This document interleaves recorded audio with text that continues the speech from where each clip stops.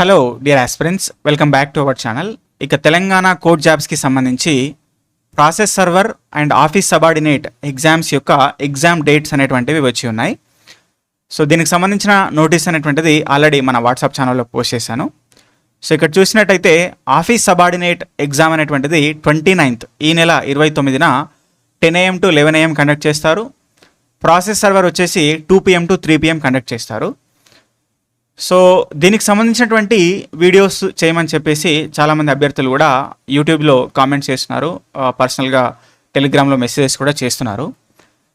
ఎందుకంటే last time మనం చేసినటువంటి junior assistant, record assistant examiner యొక్క ఎక్స్పెక్టెడ్ క్వశ్చన్స్ అనేటువంటివి చాలామందికి యూజ్ అయినాయి.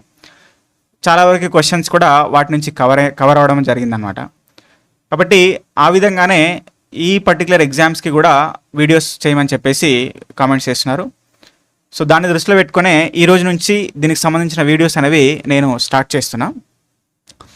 సో ఈ రెండు ఎగ్జామ్స్కి మనకు 29th రోజు ఉంది కాబట్టి ఈరోజు 16th, కాబట్టి ఆల్మోస్ట్ ఇక్కడ మనకు 12-13 days అనేటువంటిది టైం ఉంది. కాబట్టి సో ఈ 12 daysని ఎట్లా ఎఫెక్టివ్గా యూస్ చేసుకోవాలి, ఏమేమి చదవాలి అనేటువంటి దాని గురించి పూర్తిగా ఈ వీడియోలో డిస్కస్ చేస్తా. దీనికి సంబంధించిన కొన్ని మోడల్ పేపర్స్ కూడా ఇక్కడ మనకు ఉన్నాయి. ఆ మోడల్ పేపర్స్లో క్వశ్చన్స్ ఏ విధంగా వచ్చాయి, మనం ఏం చదవాలి, ఎక్కడి నుంచి చదవాలి, ఎట్లా చదివితే జాబ్ వస్తుంది అనే దాన్ని దృష్టిలో పెట్టుకొని ఇక్కడ నేను చెప్పే ప్రయత్నం చేస్తాను. ఓకే, ఫస్ట్ టైం ఎవరైతే మన ఛానల్ని విజిట్ చేస్తున్నారో ఛానల్ సబ్స్క్రైబ్ చేసుకోండి, వీడియో నచ్చితే లైక్ చేయండి, మీ ఫ్రెండ్స్కి షేర్ చేయండి. మన ఛానల్ యొక్క వాట్సాప్ అండ్ టెలిగ్రామ్ ఛానల్స్లో జాయిన్ అయితే సో సంబంధిత ఇన్ఫర్మేషన్ అనేది మీకు ఎప్పటికప్పుడు అప్డేట్ అవుతుంది అనమాట. సో వాటి యొక్క లింక్స్ అనేటువంటివి ఈ వీడియో డిస్క్రిప్షన్లో ఉన్నాయి, చూడండి. సో ఇక్కడ చూసినట్టయితే ముందుగా సిలబస్ చూద్దాం. మనము ఈ రెండు ఎగ్జామ్స్కి, రెండు నోటిఫికేషన్స్కి ఉన్నటువంటి సిలబస్ ఏముంది అనేటువంటిది చాలా చాలా ఇంపార్టెంట్ ఇక్కడ. ఎందుకంటే లాస్ట్ టైంతో పోలిస్తే ఈసారి సిలబస్ అనేటువంటిది మారింది. ఓకే, చాలామంది దాన్ని గమనించలేదు. ఇంకా కూడా ఇక్కడ ఏంటంటే ఇంగ్లీష్ వీడియోలు చేయండి అని చెప్పేసి కామెంట్స్ చేస్తున్నారు. ఇంగ్లీష్ అనేటువంటిది ఈ ఇయర్ ఇచ్చినటువంటి నోటిఫికేషన్లో లేదు. సిలబస్ నుంచి ఇంగ్లీష్ అనేది తీసేశారు. కంప్లీట్గా జీకే మాత్రమే ఉంది, దాన్ని గమనించాలి మీరు. జనరల్ నాలెడ్జ్ 45 మార్క్స్కి మాత్రమే ఉంది. జనరల్ నాలెడ్జ్ మాత్రమే చదువుకుంటే సరిపోతుంది, ఇంగ్లీష్ని చూడాల్సిన అవసరం లేదు.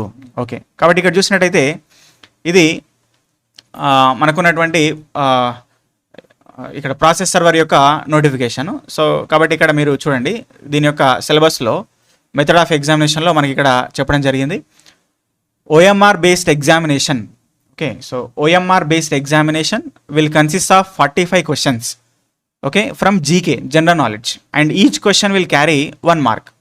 The duration of said exam in 60 minutes, 1 hour అనేటువంటిది ఇచ్చారు. ఇంగ్లీష్ అండ్ తెలుగు రెండు లాంగ్వేజెస్లో ఉంటుంది. సో 45 క్వశ్చన్స్ జీకే మాత్రమే. ఇంతకుముందు మనం చూసినట్టయితే 2025లో 30 క్వశ్చన్స్ జీకే, 15 క్వశ్చన్స్ ఇంగ్లీష్ ఇచ్చారు. అట్లా టోటల్ 45 క్వశ్చన్స్ ఇచ్చారు అప్పుడు. ఇప్పుడు ఈ 15 క్వశ్చన్స్ ఇంగ్లీష్ తీసేసి వాటిని కూడా జీకే చేశారు. కాబట్టి మొత్తం 45 క్వశ్చన్స్ కూడా జీకే మాత్రమే ఉంటాయి. కాబట్టి చూసుకోవాలి. సో ఇక్కడ చూసినట్టయితే ఇది మనకున్నటువంటి ఆఫీస్ సబార్డినేట్ నోటిఫికేషను. దానిలో చూసినట్టయితే ఇక్కడ మెథడ్ ఆఫ్ రిక్రూట్మెంట్లో ఇక్కడ ఇవ్వడం జరిగింది. So the question paper of the OMR based examination shall be objective type with multiple choice questions for 45 marks and oral interview viva voice for 5 marks. So మీకు 29th రోజున conduct చేసినటువంటి exam ఏదైతే ఉందో అది 45 questions, 45 మార్క్స్కి ఉంటుంది. 45 questions ఉంటాయి.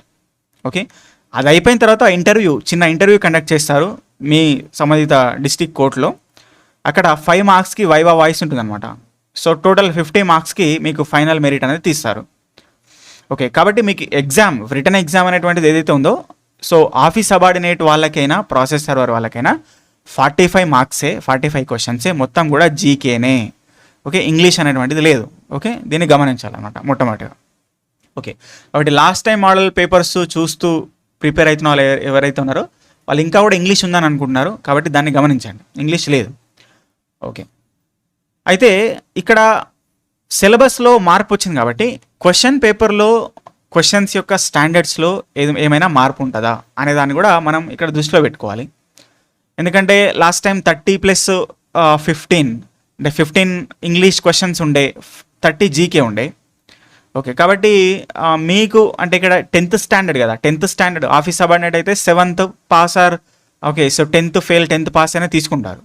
Process server అయితే 10th స్టాండర్డ్. ఓకే. కాబట్టి మీ లెవెల్‌కి ఇంగ్లీష్ అనేటువంటిది కొద్దిగా మీ లెవెల్‌కి డిఫికల్టీగా పరిగణించి ఓకే. ఈ 30 క్వెషన్స్ జీకే అనేటువంటిది ఏదైతుందో అది కొంచెం సింపుల్‌గా ఓకే. ఇదివరకు ఇస్తూ ఉన్నట్టుగా మనం కొద్దిగా గమనించవచ్చు.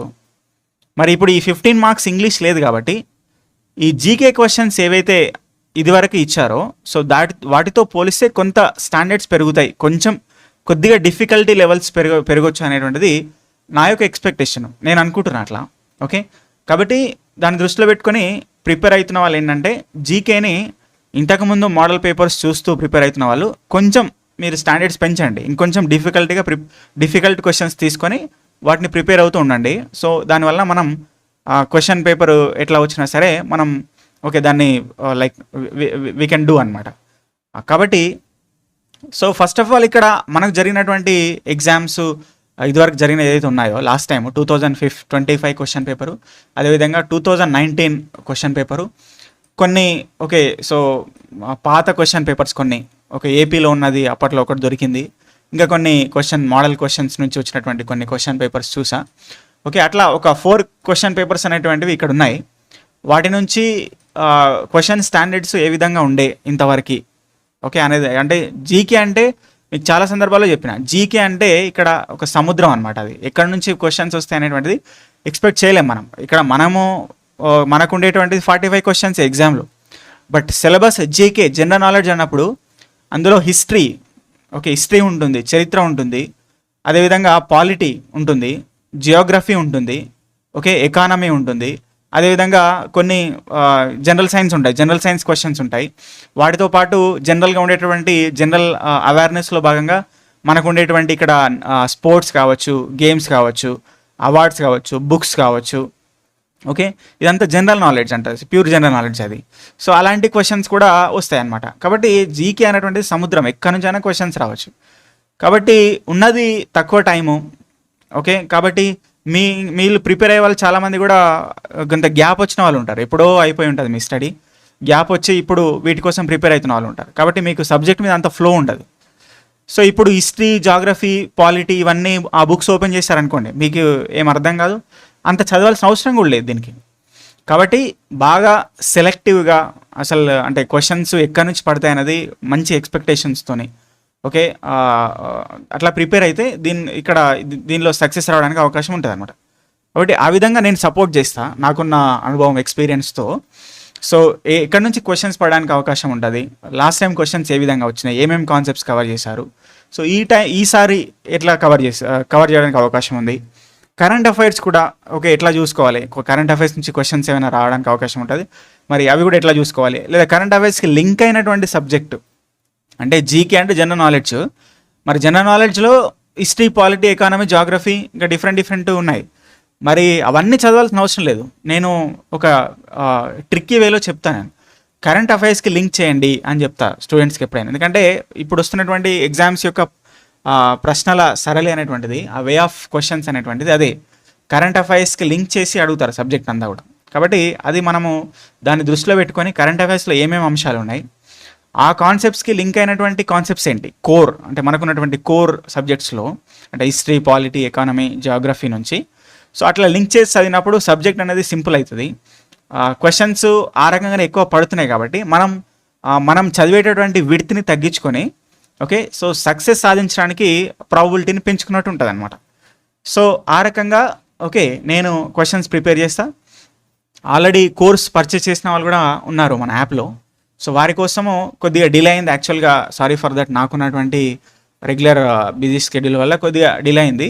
బట్ నేను ఈ 2 డేస్లోనే కావాల్సినటువంటి కంటెంట్ అంతా కూడా కోర్స్ ఛానల్లో పెట్టేస్తా, మన కోర్స్లో పెట్టేస్తా. యూట్యూబ్ ఛానల్లో మాత్రం ఎక్స్పెక్టెడ్ క్వశ్చన్స్ అనేవి పెడతా.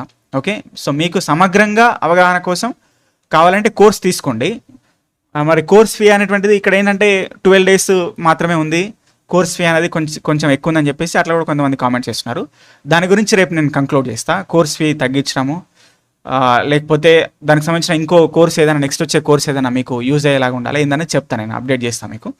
ఆల్రెడీ కోర్స్ పర్చేస్ చేసిన వాళ్ళు ఉన్నారు, నన్ను ముందుగా ట్రస్ట్ చేసి పర్చేస్ చేసిన వాళ్ళు ఉన్నారు.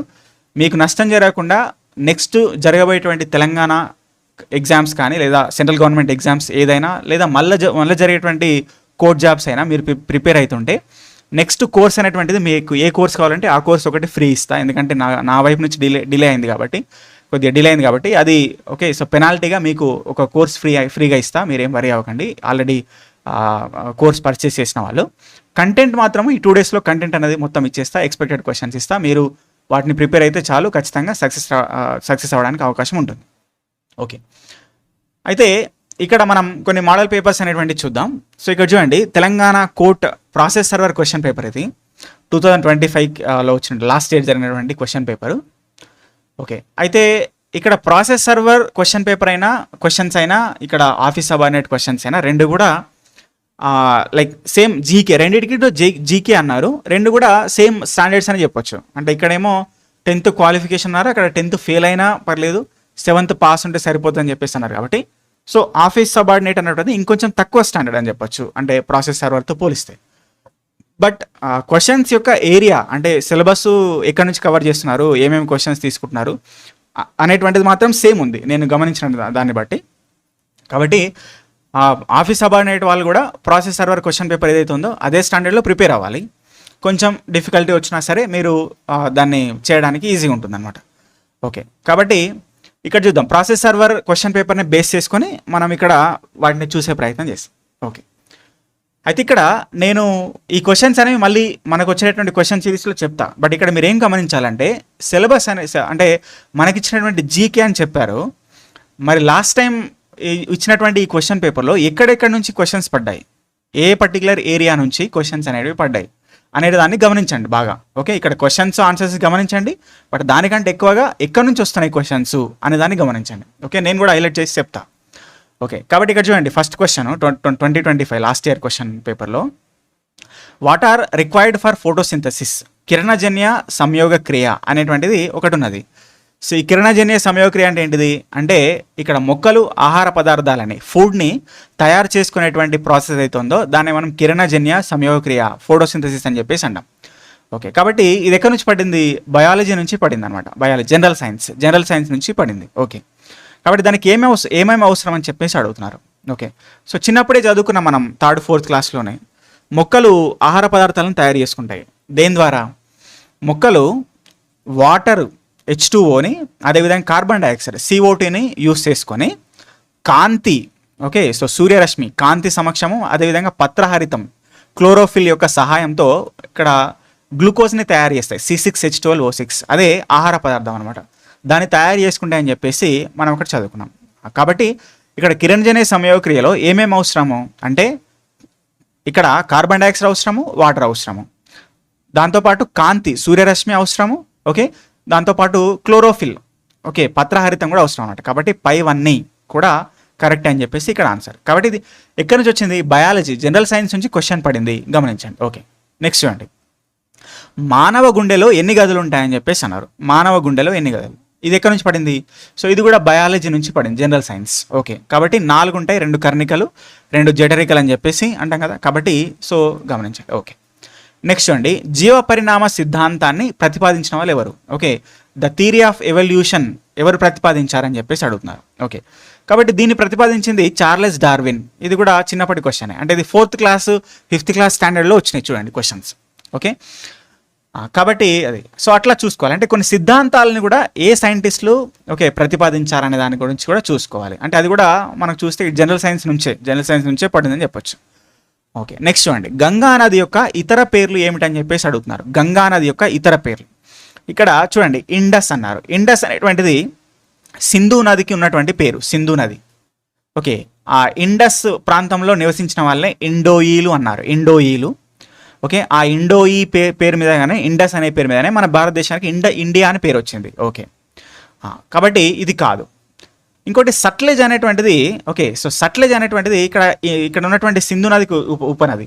ఓకే, సో జీలం, చినాబ్, రావి, బియాస్, సట్లెజ్ అనేటువంటి పంచనది 5 రివర్స్ ఏవైతే ఉన్నాయో, ఏవైతే పంజాబ్లో ప్రవహిస్తాయో, సో ఇవి అన్నీ ఇండస్ అండ్ ఈ సింధు నది యొక్క ఉపనదులు అనమాట. కాబట్టి ఇది కూడా కాదు. ఓకే, ఇంకోటి చూడండి సతోపంత్. ఈ సతోపంత్ అనేటువంటిది యాక్చువల్లీ ఒక హిమానీ నదం అంటాం దాన్ని. హిమానీ నదం అంటే ఏంటి? మంచు నది అంటారు దీన్ని. ఇది హిమాలయాల వాటి మీద ప్రవహిస్తుంటాయి. ఓకే, హిమానీ నదులు. ఓకే, కాబట్టి హిమానీ నది సతోపంత్ అనేటువంటిది ఏతుందో, ఈ సతోపంత్ అనేటువంటిది మనకున్నటువంటి అలక్నంద అంటే గంగా నది రెండిటి యొక్క కలయిక. ఏంటిది?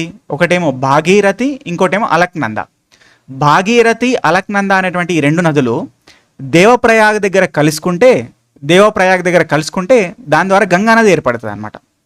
అంటే గంగా నది యొక్క మూలమైనటువంటి రెండు నదులు ఏంటంటే భాగీరథి, అలక్నంద. అయితే ఈ అలక్నంద అనేటువంటి నది అనేటువంటిది సతోపంత్ నుంచి ఏర్పడుతుంది. ఓకేనా? సతోపంత్ అనేటువంటి గ్లేషియర్ హిమానీ నదం నుంచి అలక్నంద ఏర్పడుతుంది. కాబట్టి అలక్నంద యొక్క మూలస్థానం సతోపంత్, కానీ గంగా నది యొక్క మరో పేరు కాదది. ఓకే, కాబట్టి సో ఇది కూడా తప్పు. కాబట్టి ఇంకోటి ఏంటిది? భాగీరథి అనేటువంటిది. ఓకే, సో భాగీరథి, దేవనది. ఓకే, ఇట్లా గంగా నది యొక్క కొన్ని పేర్లు అనేటువంటివి ఉన్నాయి, ఇతర పేర్లు అనేటువంటివి ఉన్నాయి. సో వాటిని మనం చూసుకోవాలన్నమాట. ఓకే, కాబట్టి క్వశ్చన్ ఎక్కడి నుంచి వచ్చింది? జియోగ్రఫీ. ఓకే, భూగోళ శాస్త్రం నుంచి వచ్చిందనమాట. ఓకే, ఇది సోషల్ స్టడీస్. ఓకే, సరే. నెక్స్ట్ చూస్తే భారత జాతీయ సైన్యాన్ని ఎవరు ప్రారంభించారని చెప్పేసి అడుగుతున్నారు. Okay, so who started Indian national army అని అడుగుతున్నారు. ఓకే, సో చూస్తే ఇక్కడ బిపిన్ చంద్రపాల్, భగత్ సింగ్, చంద్రశేఖర్ ఆజాద్, ఓకే, సుభాష్ చంద్రబోస్ అని చెప్పేసి అన్నారు. సో ఈ క్వశ్చన్ అనేది ఆల్రెడీ నేను మన రికార్డ్ అసిస్టెంట్కి ఒక పర్టికులర్ వీడియో చేసినప్పుడు ఆ వీడియోలో కొన్ని హిస్టరీ క్వశ్చన్స్ కవర్ చేస్తాను, అందులో వచ్చింది అది. ఎందుకంటే ఇది ఇంపార్టెంట్ క్వశ్చన్ కాబట్టి వచ్చే అవకాశం ఉంటుంది. ఓకే, కాబట్టి ఇండియన్ నేషనల్ ఆర్మీని మొట్టమొదటిగా 1942లో స్థాపించింది వాస్తవంగా అయితే. ఓకే, ఇక్కడ మోహన్ సింగ్ అని చెప్పేసి అంటాం. కెప్టెన్ మోహన్ సింగ్ 1942లో ఇండియన్ నేషనల్ ఆర్మీని స్థాపించారు. కానీ మళ్ళీ దాన్ని మళ్ళీ రీకన్స్ట్రక్ట్ చేసింది ఎవరంటే Subhash Chandra Bose. Okay, so reorganise చేస్తారు సుభాష్ చంద్రబోస్ దాన్ని. కాబట్టి ఇక్కడ ఇండియన్ నేషనల్ ఆర్మీ అన్నప్పుడు కెప్టెన్ మోహన్ సింగ్ ఉన్న, సుభాష్ చంద్రబోస్ ఉన్న, రెంట్లో ఏదైనా కానీ తీసుకోవచ్చు. రెండు మాత్రం ఇవ్వరు ఆప్షన్స్లో. ఒకవేళ మోహన్ సింగ్ ఉంటే తీసుకోవాలి. ఓకే, సుభాష్ చంద్రబోస్ అది లేకుండా సుభాష్ చంద్రబోస్ ఉన్నా కానీ మనం తీసుకోవచ్చు. కాబట్టి ఇక్కడ Indian national army Subhash Chandra Bose. Okay, కాబట్టి దాని అట్లా గుర్తుపెట్టుకోవాలి. రైట్. ఓకే, సో తెలంగాణ సిద్ధాంతకర్త అని ఎవరిని అంటారని చెప్పేసి అడుగుతున్నారు. Okay, so who is known as the ideologist of Telangana. Okay, so Telangana సిద్ధాంతకర్త అని ఆచార్య జయశంకర్, ఓకే, ప్రొఫెసర్ జయశంకర్ని తెలంగాణ సిద్ధాంతకర్త అంటారు. ఎందుకంటే తెలంగాణ యొక్క ఐడియాలజీ, ఓకే, భావన దశ, సమీకరణ దశ అనేటువంటిది ఏదైతే మన తెలంగాణ ఉద్యమ చరిత్రని 3 విభాగాలుగా చేసింది, దాని అంతా స్టడీ చేసింది మొత్తం కూడా మొట్టమొదటిగా జయశంకర్ సార్. కాబట్టి సో ఆయన తెలంగాణ సిద్ధాంతకర్త అని చెప్పేసి అంటారు. ఓకే, సో తప్పుగా ఇక్కడ చూడొద్దు, కేసీఆర్ గారు కాదు. ఓకే, సో సిద్ధాంతకర్త అన్నప్పుడు, ఐడియాలజిస్ట్ అన్నప్పుడు ఖచ్చితంగా ఆచార్య జయశంకర్ గారే. ఓకే, అంటే ఫస్ట్ ఐడియా అనేటువంటిది జయశంకర్ సార్ ద్వారానే వచ్చిందనమాట.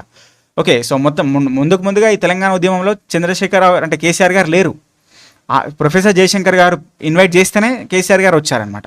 సో దానికి సంబంధించినటువంటి కాంటెక్స్ట్ అనేది నేను చెప్పిన కరెంట్ బిల్లుల విషయంలో. ఓకే, సో చంద్రబాబు నాయుడుకి వ్యతిరేకంగా కేసీఆర్ గారు మాట్లాడడము, ఆ తర్వాత ఆయన బయటికి వచ్చి టీఆర్ఎస్ పార్టీని స్థాపించడం, ఇవన్నీ మనము నేను చేసినటువంటి 100 క్వశ్చన్స్ ఏదైతే తెలంగాణ మూమెంట్ ఉందో సో వాటిలో చెప్పడం జరిగింది. Okay, the thin layer of air that surrounds the earth is called అని చెప్పేసి అన్నారు. భూమి చుట్టూ ఉండేటువంటి సన్నని గాలి పొరను ఏమంటారని చెప్పేసి అన్నారు. సన్నని గాలి అంటే భూమి చుట్టూ ఉన్నటువంటి గాలి పొరని వాతావరణం అని చెప్పేసి అంట. వాత అంటే గాలి అని చెప్పేసి సింపుల్. ఓకే, కాబట్టి ఎక్కడి నుంచి పడింది ఇది కూడా? సో ఇది కూడా మనకు జనరల్ సైన్స్ నుంచే పడిందని ఇక్కడ చూసుకోవచ్చు. Okay, next intensity of the sound is measured అని చెప్పేసి ధ్వని యొక్క తీవ్రతని ఎలా కొలుస్తారని చెప్పేసి అన్నారు. సో ఇక్కడ చూస్తే డెసిబల్స్, హెడ్జ్, ఫ్రీక్వెన్సీ, పిచ్ అని చెప్పేసి అన్నారు. ఓకే, శబ్ద తీవ్రతని డెసిబల్స్లో కొలుస్తారని చెప్పేసి మనం చిన్నప్పటి నుంచి చదువుకున్నాం డెసిబల్స్. కాబట్టి ఎక్కడి నుంచి పడింది? ఫిజిక్స్. ఓకే, ఫిజిక్స్ నుంచి ఈ పర్టికులర్ క్వశ్చన్ అనమాట. ఓకే, ఇక్కడ ఫ్రీక్వెన్సీ అనేటువంటిది పౌనపుణ్యం. ఓకే, ఒక సెకండ్ కాలంలో చేసేటటువంటి కంపనాల సంఖ్య. Okay, so number of cycles per second, దాని యొక్క యూనిటే హెడ్జెస్ అనమాట. ఓకే, కాబట్టి సో అవి రెండు ఒకటే, same. Right. The pulse rate is equal to, okay, నాడీ రేటు దేనికి సమానం అని చెప్పేసి అన్నారు. నాడీ రేటు. ఓకే, ఇక్కడ చూస్తే హృదయ స్పందన, శ్వాస రేటు మరియు రక్త ప్రవాహము అని చెప్పేసి అడుగుతున్నారు. ఓకే, సో పల్స్ రేట్ అనేటువంటిది యాక్చువల్గా బేసిక్గా హృదయ స్పందనకు సంబంధించి అనమాట. ఓకే, కాబట్టి దాన్ని ఇక్కడ మనం తీసుకోవచ్చు పల్స్ రేట్. ఓకే, నెక్స్ట్ కాబట్టి ఇది కూడా ఎక్కడి నుంచి పడింది? ఓకే, సో జనరల్ సైన్స్ నుంచే క్వశ్చన్ అనేది పడుతుంది. కాబట్టి ఇక్కడ ఇంతవరకు మనం చూసినట్టయితే ఎన్ని క్వశ్చన్స్ చూడండి, ఇక్కడ చూసినట్టయితే 2, 3, 4, 5 క్వశ్చన్స్ అనేవి జనరల్ సైన్స్ నుంచే పడ్డాయి. అంటే ప్రాసెస్ సర్వర్ ఎగ్జామ్ సంబంధించి జనరల్ సైన్స్ నుంచి ఎక్కువ క్వశ్చన్స్ అనేటువంటివి ఉన్నాయి. కాబట్టి దాన్ని మన మైండ్లో పెట్టుకోవాలి. ఓకే, నెక్స్ట్ ఇక్కడ చూడండి, ఒక ప్రదేశాన్ని లేదా ప్రాంతాన్ని ఖచ్చితంగా సూచించడానికి డాష్ని ఉపయోగిస్తారు. Okay, so what are used for accurately specifying the location of any place or region అని చెప్పేసి అడుగుతున్నారు. ఓకే, సో అక్షాంశాలు రేఖాంశాలు అనేటువంటివి, లాటిట్యూడ్స్ అండ్ లాంగిట్యూడ్స్ అనేటువంటివి ఒక ప్రదేశం యొక్క భౌగోళిక స్థానాన్ని గుర్తించడానికి అని చెప్పేసి. ఓకే, సో మనము చిన్నప్పటి నుంచి చదువుకున్నాం. అంటే ఒక ప్రాంతం, తెలంగాణ ప్రాంతం ఉందంటే ఈ తెలంగాణ ప్రాంతము ఈ పర్టికులర్ అక్షాంశాలు రేఖాంశాల మధ్యలో ఉంది అని చెప్పేసి అట్లా ఆ రకంగా మనము నోటిఫై చేస్తాం అనమాట. కాబట్టి సో లాటిట్యూడ్స్ లాంగిట్యూడ్స్ 2 అనేటువంటివి ఉంటాయి అనమాట. మరి భూమధ్య రేఖ అన్నారు. భూమధ్య రేఖ అనేది 0 degrees అక్షాంశము, అది కూడా ఒక అక్షాంశమే. అది భూమధ్య రేఖ అనేటువంటిది ఒక అక్షాంశమే, సపరేట్ కాదు అది. కాబట్టి సో ఇక్కడ అక్షాంశం అని వచ్చినప్పుడు దీన్ని మళ్ళీ కన్సిడర్ చేసుకోవాల్సిన అవసరం లేదు. ఓకే, అయితే భూమధ్య రేఖ ఉన్నటువంటి ప్లేస్ ఏదైతే ఉందో అక్కడ ఆ జాగ్రఫికల్ ఐడెంటిటీని మాత్రమే మనం కనుక్కోవచ్చు. అంటే ఇప్పుడు భూమి ఉంది, 0 degrees దగ్గర ఉన్నటువంటి ప్రాంతాన్ని కనుక్కోవడానికే భూమధ్య రేఖ ఉపయోగపడుతుంది. కానీ మిగతా ప్రాంతాలన్నింటినీ కనుక్కోవాలంటే అక్షాంశాలు, అక్కడ ఉన్నటువంటి అక్షాంశాలు ఏవైతే ఉన్నాయో వాటి ద్వారా కనుక్కోవచ్చు. కాబట్టి ఇక్కడ జనరలైజ్ చేసి చెప్తే అక్షాంశాలు రేఖాంశాలు అనేటువంటి ద్వారా భూమి మీద ఉన్నటువంటి ఏ ప్రదేశాన్నైనా సరే మనం కనుక్కోవచ్చు అనమాట. ఓకే, కాబట్టి అట్లా ఆన్సర్ అయినటువంటిది option A and option B 2 correct అవుతుంది అనమాట. ఓకే, అట్లా చూసుకోవాలి. రైట్. తెలంగాణ ఆర్థిక మంత్రి ఎవరని అడుగుతున్నారు, ఫినాన్స్ మినిస్టర్ ఎవరైనా అడుగుతున్నారు. ఎవరు? ఓకే, సో బట్టి విక్రమార్క గారు డిప్యూటీ సీఎంగా ఎవరైతే ఉన్నారో సో ఆయనే ఆర్థిక మంత్రి. సో 2025లో ఈ పర్టికులర్ ఎగ్జామ్ అనేటువంటి జరిగింది కాబట్టి అప్పుడు కూడా ఈయనే ఉన్నారు. కాబట్టి చూసుకోవాలి. కాబట్టి ఇక్కడ ఎక్కడి నుంచి వచ్చింది క్వశ్చన్? ఇది నేను కొన్ని చెప్పిన జనరల్ అవేర్నెస్, అంటే మనకు ఏం జరుగుతుంది, మన చుట్టూ ఏం జరుగుతుంది అనే దాని మీద కొద్దిగా అవగాహన ఉండాలి. అంటే మన సీఎం ఎవరు, డిప్యూటీ సీఎం ఎవరు, మన మంత్రులు ఎవరు. ఓకే, సో ఇట్లా కొన్ని అంటే మనం ఏ ప్రదేశంలో ఉన్నాం, ఓకే, దానికి ఉన్నటువంటి లోకల్ ఉన్నటువంటి కరెంట్ అఫైర్స్ ఏంటి, ఇలాంటి వాటివి. అదేవిధంగా కొన్ని పదవులు అధికారుల గురించి కొన్ని వీడియోస్ చేసినాను. సెంట్రల్ గవర్నమెంట్లో ఉండేటువంటి అధికారులు పదవులు, అదేవిధంగా స్టేట్ గవర్నమెంట్లో ఉన్నటువంటి అధికారులు పదవులు అనేటువంటి 2 వీడియోస్ చేసిన. సో వాటిలో మనకు సీఎం నుంచి, మంత్రుల నుంచి, క్యాబినెట్ మంత్రుల నుంచి, ఓకే, ఇక్కడ ఉన్నటువంటి BC commission, SC commission, ST commission యొక్క చైర్మన్స్, అదేవిధంగా ఉన్నటువంటి ఇక్కడ కమిషనర్ కావచ్చు, అదేవిధంగా డీజీపీలు కావచ్చు, వాటన్నిటి గురించి కంప్లీట్ ఇన్ఫర్మేషన్ ఇచ్చాం. సమాచార హక్కు చట్టంకి ఉన్నటువంటి చైర్మన్స్ కావచ్చు.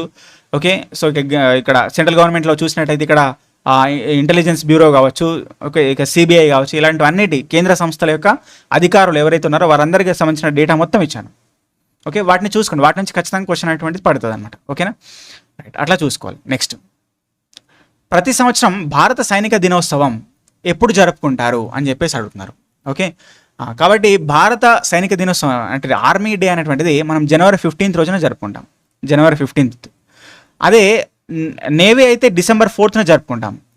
October 8th ఎయిర్ ఫోర్స్ డేని జరుపుకుంటాం. October 8th air force, December 4th Indian navy day. Okay, నావికాదళ దినోత్సవం. అదేవిధంగా భారత సైనిక దినోత్సవం ఆర్మీ డే అనేటువంటిది January 15th రోజున జరుపుకుంటాం.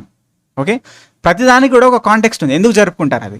మరి January 15th రోజున ఎందుకు జరుపుకుంటారంటే, అంటే బ్రిటిష్ వాళ్ళు మనం పరిపాలిస్తున్నప్పుడు పరిపాలన అయిపోయి మనకు స్వాతంత్రం ఇచ్చిన తర్వాత January 15th రోజునే ఓకే మన భారత సైన్యాన్ని మనకు అప్పచెప్పారనమాట. ఓకేనా, అంటే సో బ్రిటిష్ యొక్క సైనిక దళం నుంచి మనం విడిపోయి భారతదేశానికి స్వతంత్రంగా సైనిక దళం అనేటువంటిది ఏర్పడినటువంటి దినం ఆ పర్టికులర్ డే ఏంటిదంటే January 15th అనమాట. ఆ రకంగా January 15th మనము భారత సైనిక దినోత్సవంగా జరుపుకుంటాం అనమాట. ఓకేనా, సో దాన్ని గమనించాలి. ఓకే, సో కాబట్టి ఇది ఎక్కడి నుంచి వచ్చింది? ఇది జనరల్గా అంటే ఇప్పుడు మనకు జీకేలో జనరల్ నాలెడ్జ్లో స్టాటిక్ జీకే ఉంటుంది. స్టాటిక్ జీకే అంటే మనకు చరిత్రలో జరిగినటువంటి కొన్ని అంశాలు అట్లా మనం గుర్తుపెట్టుకోవాలి. అవి హిస్టరీకి సంబంధించిన అయినా, పాలిటీ అయినా, జియోగ్రఫీ అయినా, అట్లా కొన్ని డేట్స్ కావచ్చు, పర్సన్స్ కావచ్చు, వాటి గురించి బుక్స్ కావచ్చు, అవార్డ్స్ కావచ్చు, వాటి గురించి అట్లా మనం గుర్తుపెట్టుకోవాలి. ఓకే, దాన్ని స్టాటిక్ జీకే అంటాం. స్టాటిక్ జీకే క్వశ్చన్ అనమాట. కాబట్టి అలాంటి వాటి మీద కూడా మనకు అవేర్నెస్ ఉండాలి అనేది చూసుకోవాలి ఇక్కడ. Okay, next, who is the present Lok Sabha speaker? ప్రస్తుత లోక్సభ స్పీకర్ ఏమైనా అడుగుతున్నారు. ఓం బిర్లా. ఓకే, సో ఓం బిర్లా చూసుకోవాలి. రైట్. అట్లే రాజ్యసభ స్పీకర్ ఎవరు అంటే ఉపరాష్ట్రపతి ఎవరు, ప్రెసిడెంట్ ఎవరు? ఓకే, సో దానికి సంబంధించిన కరెంట్ అఫైర్స్ ఏంటి? ఇప్పుడు ప్రెసిడెంట్ ఓఎస్డి, ఓకే, ఓఎస్డి అనేటువంటి ఒక మహిళ, మొట్టమొదటిసారి ఒక మహిళను నియమించడం జరిగింది. అది నేను కవర్ చేసిన కరెంట్ అఫైర్స్ క్వశ్చన్స్లో. నేను మొన్న చెప్పినటువంటి కోడ్ జాబ్స్ యొక్క కరెంట్ అఫైర్స్లో చాలా చాలా ఇంపార్టెంట్ కరెంట్ అఫైర్స్ కవర్ అయింది, ఎక్స్పెక్టెడ్ క్వశ్చన్స్లో కవర్ అయింది. దాని విలువ తెలియదు చాలామందికి కూడా. అందుకనే ఇష్టం ఉన్నట్టుగా కామెంట్స్ చేశారు కొంతమంది, అంటే ఓ ఇద్దరు ముగ్గురైనా. ఓకే, ఎందుకంటే దాని విలువ తెలియలేదు మీకు. అందుకని నేనేం చేసిన అంటే దానికి మెంబర్షిప్ పెట్టినా అనమాట. ఊరికే ఫ్రీగా ఇస్తే అట్లా ఉంటుంది అనమాట. ఓకే, కాబట్టి మరి ఎక్కువేం పెట్టలే, ఒక 110 రూపీసే పెట్టాం మెంబర్షిప్. ఎవరైతే ఉన్నారో అవసరం ఉన్న వాళ్ళు తీసుకోండి. ఓకే, సో నెక్స్ట్ క్వశ్చన్ చూస్తే, which is the largest wheat producing state in India? భారతదేశంలో అత్యధికంగా గోధుమని ఉత్పత్తి చేసేటువంటి రాష్ట్రం ఏంటి? ఓకే, సో ఇవి కూడా చూసుకోవాలి. వరిని ఎక్కువ ఉత్పత్తి చేసినటువంటి రాష్ట్రాలు ఏంటి, గోధుమని ఎక్కువ ఉత్పత్తి చేసిన రాష్ట్రాలు ఏంటి, జొన్నని ఎక్కువ ఉత్పత్తి చేసిన రాష్ట్రాలు ఏంటి? ఇవి కూడా కొన్ని క్వశ్చన్స్ కవర్ చేసిన అక్కడ. ఓకే, ఈ క్వశ్చన్ ఆల్రెడీ అందులో వచ్చింది. కాబట్టి ఉత్తరప్రదేశ్ అనేటువంటిది ఎక్కువ ఉత్పత్తి చేస్తుంది. అదేవిధంగా చెరుకు కావచ్చు, కాఫీ కావచ్చు, టీ కావచ్చు, ఇవన్నీ కూడా ఎవరు ఉత్పత్తి చేస్తున్నారు ఎక్కువ, అవన్నీ చూసుకోవాలి. క్వశ్చన్స్ ఖచ్చితంగా పడడానికి అవకాశం ఉంటుంది అన్నమాట. లింక్ చేయాలి, ఒక్కో క్వశ్చన్కి ఇంకో క్వశ్చన్కి లింక్ చేయాలి, ఒక్కో కాన్సెప్ట్కి ఇంకో కాన్సెప్ట్కి లింక్ చేయాలి. అప్పుడే గుర్తుంటుంది. జస్ట్ మనం బట్టి పట్టలేము మనం ఇక్కడ. ఈ సబ్జెక్ట్ బట్టి పట్టేది కాదనమాట. ఓకే, సో అది శ్రీకృష్ణదేవరాయల యొక్క బిరుదు ఏంటిదని చెప్పేసి అడుగుతున్నారు. శ్రీకృష్ణదేవరాయల యొక్క బిరుదు ఆంధ్రభోజుడు అని చెప్పేసి అంటాం, ఆంధ్రభోజుడు. ఓకే, సో శ్రీకృష్ణదేవరాయల యొక్క ఏంటి, దాని యొక్క ఆస్థానాన్ని ఏమంటారు, డైనస్టీ ఆస్థానాన్ని ఏమంటారు అని చెప్పేసి అన్నారు. ఓకే, సో దాన్ని మన ఇక్కడ భువన విజయం అనేటువంటి క్వశ్చన్ మన వచ్చింది. సో అట్లా కొన్ని చూసుకోవాలన్నమాట. ఓకే, ప్రతిపక్ష నాయకుని పదవిని పొందడానికి లోక్సభలో ఒక పార్టీకి అవసరమైనటువంటి కనీస సీట్ల సంఖ్య ఎంత అని చెప్పేసి అడుగుతున్నారు. సీట్ల శాతం ఎంత అని అడుగుతున్నారు. So what is the minimum percentage of the seats A party requires in Lok Sabha to claim the post of the leader of opposition అని చెప్పేసి అన్నారు.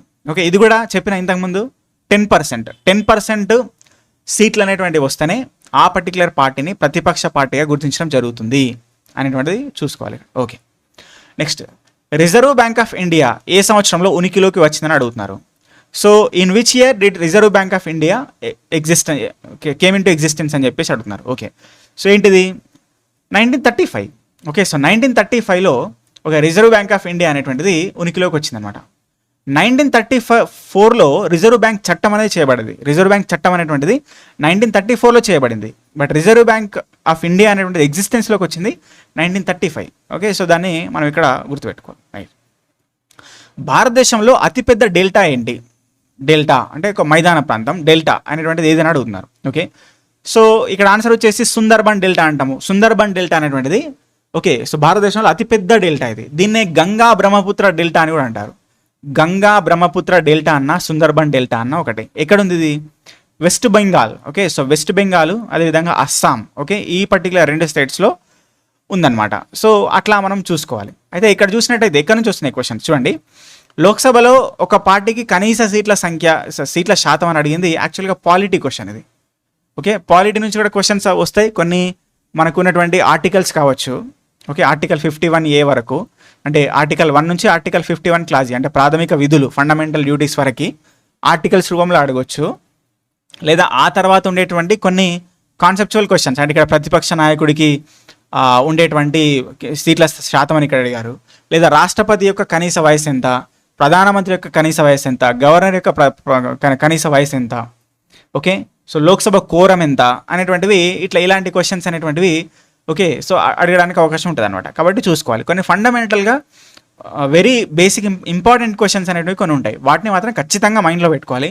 వాటి నుంచే క్వశ్చన్స్ రావడానికి ఎక్కువ ప్రాబిలిటీ ఉంటుంది అనమాట. ప్రతి ఒక్క దాన్ని చదవాల్సిన అవసరం అనేటువంటిది లేదు. ఓకే, అయితే ఇక్కడ రిజర్వ్ బ్యాంక్ ఆఫ్ ఇండియా అనేటువంటి క్వశ్చన్ అయితే ఏతుందో అది ఎకానమీ కాన్సెప్ట్, యాక్చువల్గా ఆర్థిక శాస్త్రం నుంచి వచ్చినటువంటి క్వశ్చన్. బట్ ఇది కూడా ఏంటంటే స్టాటిక్ జీకే అనుకోవచ్చు. అంటే ఇది ప్యూర్ డెప్త్లోకి వెళ్ళినటువంటి క్వశ్చన్ కాదు, ఎకానమీలో డెప్త్లోకి వెళ్ళినటువంటి క్వశ్చన్ కాదు, జస్ట్ స్టాటిక్ జీకే అంతే. ఓకే, సో అట్లా అంటే economy, okay, so geography, polity, history నుంచి ఉన్నటువంటి ఫండమెంటల్స్లో కొన్ని స్టాటిక్ జీకే కింద క్లాసిఫై చేస్తాం మనం. అంటే ఆ సబ్జెక్ట్ యొక్క డెప్త్ క్వశ్చన్స్ కాదు అవి, కానీ అట్లా మనం గుర్తుపెట్టుకోవాలి. అవి జీకే కిందకి వస్తాయి, జీకే జనరల్ నాలెడ్జ్ కిందకి వస్తాయి అనమాట. ఓకే, కాబట్టి ఇంకా నెక్స్ట్ క్వశ్చన్ చూస్తే ఇక్కడ 16th ఫైనాన్స్ కమిషన్ అనేటువంటిది ప్రజెంట్గా నడుస్తుంది. దీని యొక్క చైర్మన్ ఎవరు అనేటువంటిది ఆల్రెడీ చెప్పడం జరిగింది. డాక్టర్ అరవింద్ పనగారియా గారు 16th ఫైనాన్స్ కమిషన్ యొక్క ఓకే, సో చైర్మన్గా ఉన్నారు అనేటువంటిది చెప్పడం జరిగింది. ఓకే, బ్రిక్స్ గురించి కూడా చెప్పిన. చూడండి, అన్ని కాన్సెప్ట్స్ కూడా కవర్ అయినాయి. ఇంతకుముందు చెప్పినటువంటి వీడియోస్లో అన్ని కాన్సెప్ట్స్ కూడా కవర్ అయినాయి. కాబట్టి సో అవన్నీ జాగ్రత్తగా చూసుకోవాలి. బ్రిక్స్లో ఉన్నటువంటి యాక్చువల్గా మెయిన్ కంట్రీస్ ఏంటి? Brazil, Russia, India, China, South Africa, ఇవి మెయిన్ కంట్రీస్. సో అవి కాకుండా ఇరాన్ జాయిన్ అయింది 2024లో, ఇథియోపియా జాయిన్ అయింది 2024లో. Okay, united Arab UAE Dubai కూడా జాయిన్ అయింది 2024లో. కానీ ఇండోనేషియా అనేటువంటిది జాయిన్ అవ్వలేదు. జస్ట్ అబ్జర్వర్ కంట్రీ, పార్ట్నర్ కంట్రీగా, అంటే ఫుల్ టైం పార్ట్నర్ కంట్రీగా జాయిన్ అవ్వలేదు. జస్ట్ గెస్ట్ కంట్రీగా ఉందన్నమాట ఇప్పుడు. కాబట్టి దాన్ని గమనించాలి. ఇండోనేషియా అనేటువంటిది సో బ్రిక్స్లో భాగం కాదు.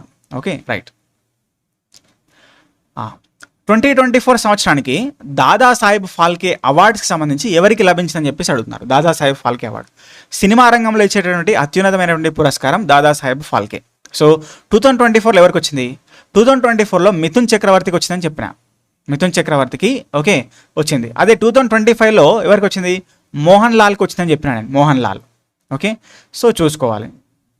అంటే ఇది కూడా ఏంటంటే ఇక్కడ జీకే ఇక్కడ మనకు అంటే కరెంట్ అఫైర్స్లో భాగంగా దీన్ని చూసుకోవచ్చు. ఓకే, సో అప్పుడు 2024లో, అంటే 2025లో ఎగ్జామ్ జరిగింది, 2024లో వచ్చిందంటే ఇది కరెంట్ అఫైర్స్ కింద దీన్ని క్లాసిఫై చేయొచ్చు.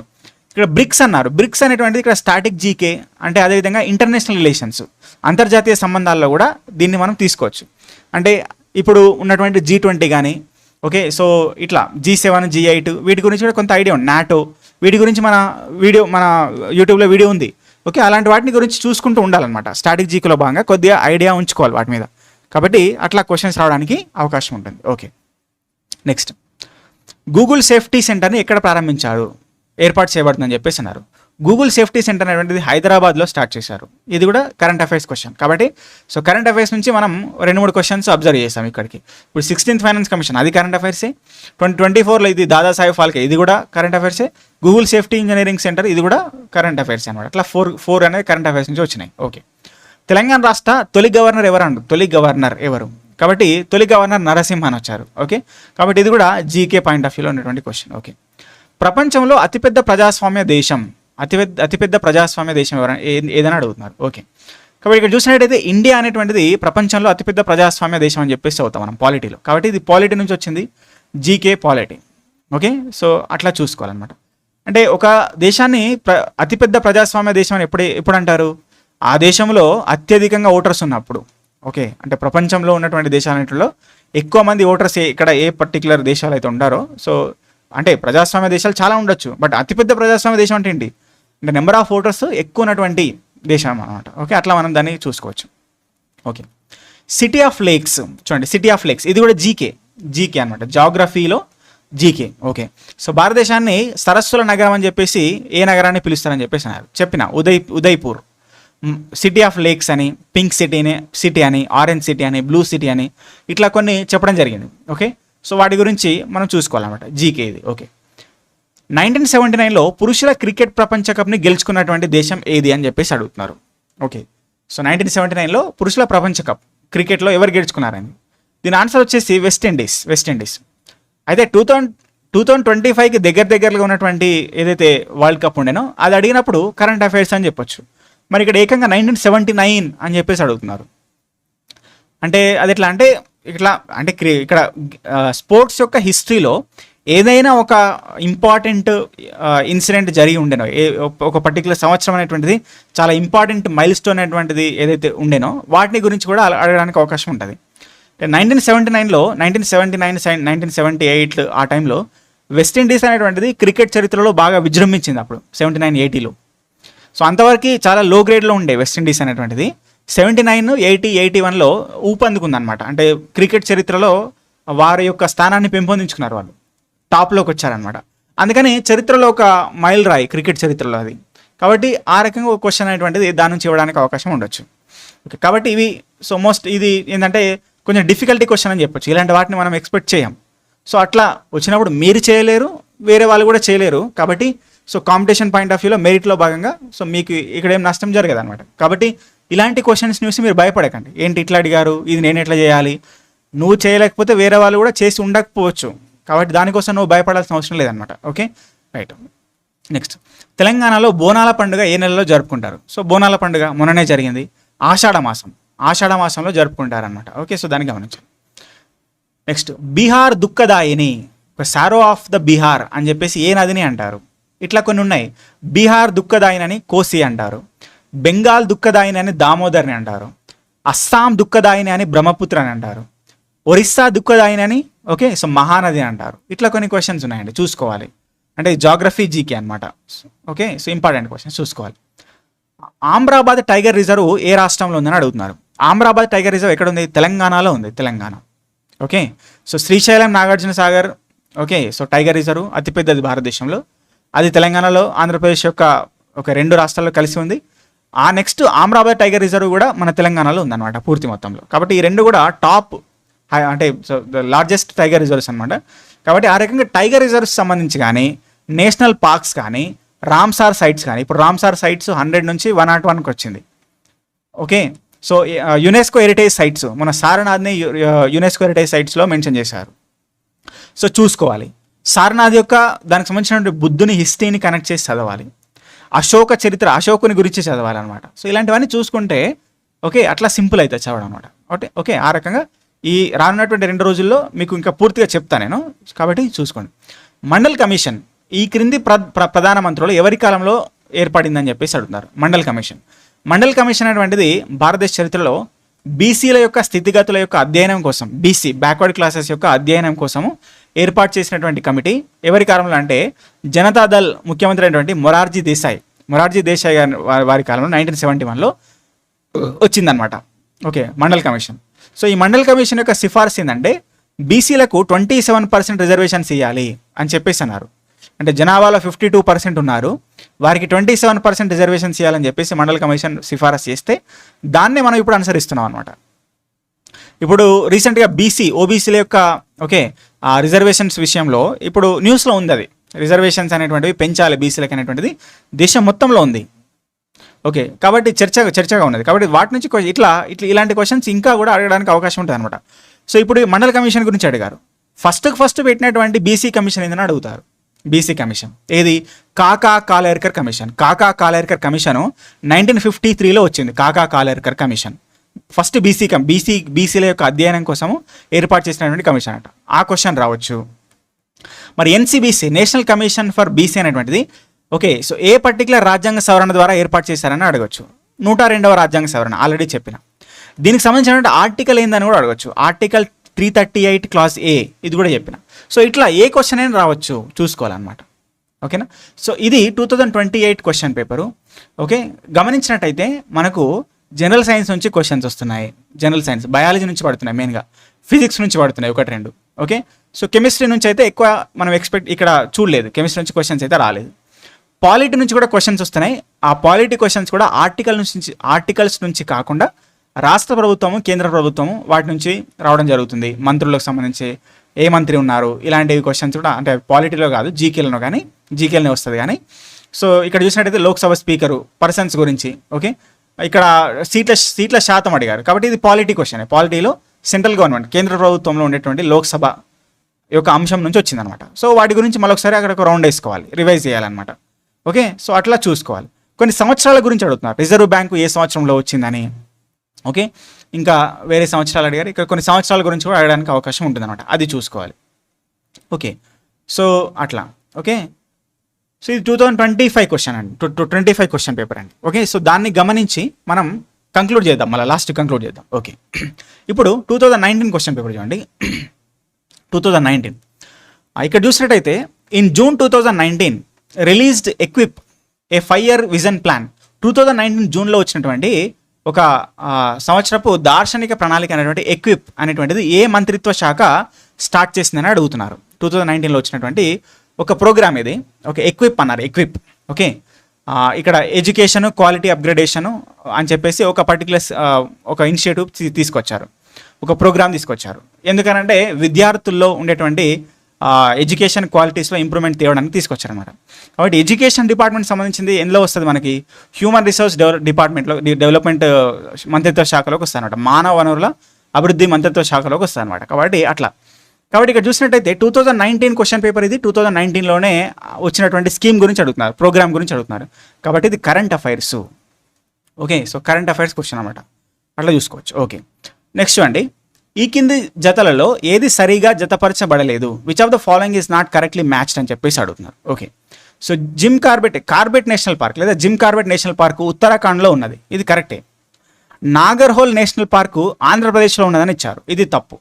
నాగర్హోల్ నేషనల్ పార్కు కర్ణాటకలో ఉన్నది. ఓకే, కాబట్టి ఇది రాంగ్ ఆన్సర్, అది ఆన్సర్ అనమాట. ఓకే, దుధ్వా నేషనల్ పార్క్ ఉత్తరప్రదేశ్లో ఉన్నది, కరెక్టే. కన్హా నేషనల్ పార్క్ మధ్యప్రదేశ్లో ఉన్నది, కరెక్టే. ఇదంతా కరెక్టే. ఓకే, నెక్స్ట్ అండి, ఇండియా విన్స్ ఫ్రీడమ్. కాబట్టి ఇక్కడ మనం క్వశ్చన్ ఎక్కడి నుంచి వచ్చింది, నేషనల్ పార్క్స్ నుంచి వచ్చింది. జియోగ్రఫీలో నేషనల్ పార్క్స్ నుంచి వచ్చింది అనమాట, అంటే geography plus GK. Okay, so right. Next, India wins freedom ఎవరు రచించారు? మౌలానా అబుల్ కలాం ఆజాద్ గారు, ఎవరైతే ఇండియా యొక్క ఫస్ట్ ఎడ్యుకేషన్ మినిస్టర్. ఆయన పుట్టినరోజే November 11th, దాన్నే మనం నేషనల్ ఎడ్యుకేషన్ డేగా, జాతీయ విద్యా దినోత్సవంగా జరుపుకుంటున్నాం. కాబట్టి ఇంపార్టెంట్, అంటే పుస్తకము రచయిత. ఓకే, సో కొన్ని పుస్తకాల గురించి చూసుకోవాలి. రైట్, చూడండి, ఆర్కిటిక్ కౌన్సిల్ యొక్క అబ్జర్వర్గా భారతదేశం మొదటిసారిగా ఏ సంవత్సరంలో ఎన్నికైందని చెప్పేసి అడుగుతున్నారు. ఆర్కిటిక్ కౌన్సిల్ అనేటువంటిది ఒకటి ఉన్నది మనకు. ఆర్కిటిక్ కౌన్సిల్ అంటే ఇది అంతర్జాతీయ సంబంధాలకు సంబంధించి, ఇంటర్నేషనల్ రిలేషన్స్కి సంబంధించినటువంటి క్వశ్చన్ అనమాట. ఓకే, ఆర్కిటిక్ కౌన్సిల్ అనేటువంటి దానిలో ఇండియా అబ్జర్వర్ దేశంగా, అంటే ఆర్కిటిక్ కౌన్సిల్ అనేటువంటి దేశాల్లో మనకు యాక్చువల్గా యూరప్ కంట్రీస్ ఉంటాయి, అంటే స్కాట్లాండ్. ఓకే, సో ఇక్కడ యూకే, అలాంటి ఫిన్లాండ్, అలాంటి క్వశ్చన్స్ ఉన్నాయి, అలాంటి కంట్రీస్ ఉన్నాయన్నమాట. ఓకే, భారతదేశము వాటికి సంబంధించినటువంటి కంట్రీ కాదు, కాబట్టి జస్ట్ అబ్జర్వర్ కంట్రీ మనం. కాబట్టి అబ్జర్వర్గా ఏ సంవత్సరంలో ఎన్నికైందని అంటే 2013 మేలో. కాబట్టి సో 2019 క్వశ్చన్ పేపర్ ఇది, 2013 గురించి అడుగుతున్నారు. అంటే యాక్చువల్గా కరెంట్ అఫైర్స్లో దీనికి సంబంధించినటువంటి అంశం ఏదో ఉండొచ్చు అప్పుడు, కాబట్టి దానికి లింక్ అయినటువంటి కాన్సెప్ట్ని తీసుకున్నారనమాట. ఓకే, కాబట్టి అట్లా తీసుకోవాలి, లేదా ఇంటర్నేషనల్ రిలేషన్స్లో వచ్చినటువంటి జీకే అని కూడా అనుకోవచ్చు. ఓకే, కాబట్టి ఇంటర్నేషనల్ రిలేషన్స్లో నుంచి కూడా ఖచ్చితంగా క్వశ్చన్స్ రావడానికి అవకాశం ఉంటుంది, అంటే G20, G7, G8, NATO.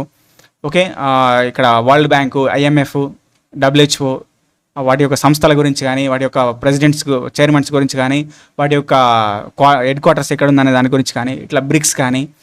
Okay, so ఇవన్నీ గురించి కూడా చూసుకోవాలన్నమాట. Okay, right.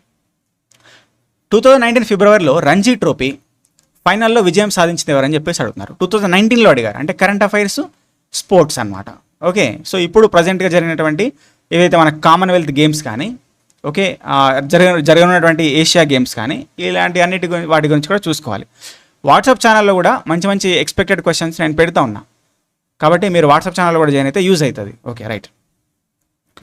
1885లో భారత జాతీయ కాంగ్రెస్ ఏర్పాటుకు దగ్గర సంబంధాన్ని కలిగి ఉన్నది ఎవరని అడుగుతున్నారు. ఇది చాలా అడిగినటువంటి క్వశ్చన్, ఈసారి కూడా ఖచ్చితంగా రావడానికి అవకాశం ఉండొచ్చు. ఓకే, సో అలన్ అక్టోవియన్ హ్యూమ్ అనేటువంటి వ్యక్తి 1885లో భారత జాతీయ కాంగ్రెస్ని స్థాపించారు, INC, ఇండియన్ నేషనల్ కాంగ్రెస్ని స్థాపించారు అన్నమాట. ఓకే, సో ఫస్ట్ ప్రెసిడెంట్ ఎవరు? WC బెనర్జీ. ఎక్కడ స్టార్ట్ చేశారు? ఓకే, సో ఎక్కడ స్టార్ట్ చేశారు? ముంబైలోని ఓకే, సో తేజ్పాల్ సంస్కృత కాలేజ్లో స్టార్ట్ చేశారనమాట, తేజ్పాల్ సంస్కృత్ కాలేజ్. ఓకే, ఈ క్రింది వాటిలో ఏది పశ్చిమ కనుమల్లో భాగం కాదు అని అడుగుతున్నారు. పశ్చిమ కనుమలు, వెస్టర్న్ ఘాట్స్లో ఏది భాగం కాదని అడుగుతున్నారు. నీలగిరి పర్వతాలు వెస్టర్న్ ఘాట్స్లో భాగమే, సహ్యాద్రి పర్వతాలు వెస్టర్న్ ఘాట్స్లో భాగమే, అనైమలై పర్వతాలు వెస్టర్న్ ఘాట్స్లో భాగమే, కానీ అరావలి పర్వతాలు వెస్టర్న్ ఘాట్స్లో భాగం కాదు. అరావలి పర్వతాలు వేరు, వెస్టర్న్ ఘాట్స్ వేరు. అరావలి పర్వతాలు వీటి గురించి చెప్పిన ఇంతకుముందు, చాలా ప్రాచీనమైనటువంటి ముడత పర్వతాలు అనమాట, ఫోల్డెడ్ మౌంటైన్స్ అంటాం నేను, ఫోల్డెడ్ మౌంటైన్స్, ముడత పర్వతాలు. ఓకే, ముడతగా ఉండి ఏర్పడతాయి అనమాట. ఇవి ఎప్పుడు ఏర్పడ్డాయి? దాదాపు 1500 బిలియన్ సంవత్సరాలు, 1500 మిలియన్ సంవత్సరాలకు ముందు ఏర్పడ్డాయి అనమాట. ప్రీ క్రేంబియన్ కాలం అంటే దాన్ని, ప్రీ క్రేంబియన్ కాలంలో ఏర్పడ్డది. ఇది పురాతన ముడత పర్వతాలు. మనకున్నటువంటి హిమాలయస్ ఏమో నవీన ముడత పర్వతాలు, అంటే మోడర్న్ ఫోల్డెడ్ మౌంటైన్స్ అంటాం. వీటినేమో యాన్షియంట్ ఫోల్డెడ్ మౌంటైన్స్ అంటాం. కాబట్టి వెస్టర్న్ ఘాట్స్ అనేటువంటివి హిమాలయాలు ఏర్పడేదానికంటే కొంచెం ముందు ఏర్పడ్డాయి. అర్థమైందా? ఇదంతా జాగ్రఫీలో చదువుతాం, లైక్ జాగ్రఫీలో ఉన్నటువంటి క్వశ్చన్ అనుకోవచ్చు దీన్ని. ఓకే, సో అట్లా కొన్ని అవేర్నెస్ ఉండాలి, జాగ్రఫికల్ అవేర్నెస్ ఉండాలన్నమాట. ఓకే, 2019లో క్వాక్వారెల్లి సైమండ్స్ వరల్డ్ యూనివర్స్ ర్యాంకింగ్స్లో భారతదేశ ఉత్తమ యూనివర్సిటీ, అంటే క్వాక్వారెల్లి కావచ్చు, NIRF కావచ్చు, ఇలాంటి ర్యాంకింగ్స్ ఉంటాయి కొన్ని. వాటిలో ఉన్నటువంటి కొన్ని కళాశాలలు ఏవైతే మనకి ఇక్కడ యూనివర్సిటీస్ ఏవైతే ఉంటాయో వాటి యొక్క ర్యాంకింగ్స్ కూడా మనం చూసుకోవాలన్నమాట. ఇది current affairs. Okay, right. Next, జాస్న్ అనేటువంటి ప్రదర్శన కళారూపం. Okay, so performing art form of the జాస్న్ బిలాంగ్స్ టు విచ్ రీజన్ అని చెప్పేసి అడుగుతున్నారు. జాస్న్ అనేటువంటి ఒక కళారూపం ఉంది, ఒక ఆర్ట్ ఉంది, అది ఏ ప్రాంతానికి సంబంధించి అని చెప్పేసి అడుగుతున్నారు. జాస్న్ అనేటువంటిది కశ్మీర్ ప్రాంతానికి సంబంధించింది, కశ్మీర్. ఓకే, సో అట్లా అంటే ఇది ఆర్ట్స్ కిందకి వస్తుంది, Indian arts, Indian history and ఆర్ట్స్లో ఆర్ట్స్ కిందకి వస్తుంది అనమాట. సో వాటి గురించి కంప్లీట్గా నేను ఒక వీడియో చేస్తాను ఆర్ట్స్ గురించి. అంటే అందులో ఇక్కడ కళారూపాలు, ఇక్కడ ఆర్ట్స్ కావచ్చు, అదేవిధంగా సాంగ్స్ కావచ్చు, ఓకే, అదేవిధంగా పెయింట్స్, అదేవిధంగా ఉన్నటువంటి ఇక్కడ ఉండేటువంటి కొన్ని లైక్ లోకల్ ఫోక్ డాన్సెస్, అదేవిధంగా లోకల్లో జరిగేటువంటి కొన్ని ఇక్కడ ఫెస్టివల్స్, జాతరలు అలాంటివి ఉంటాయి కదా.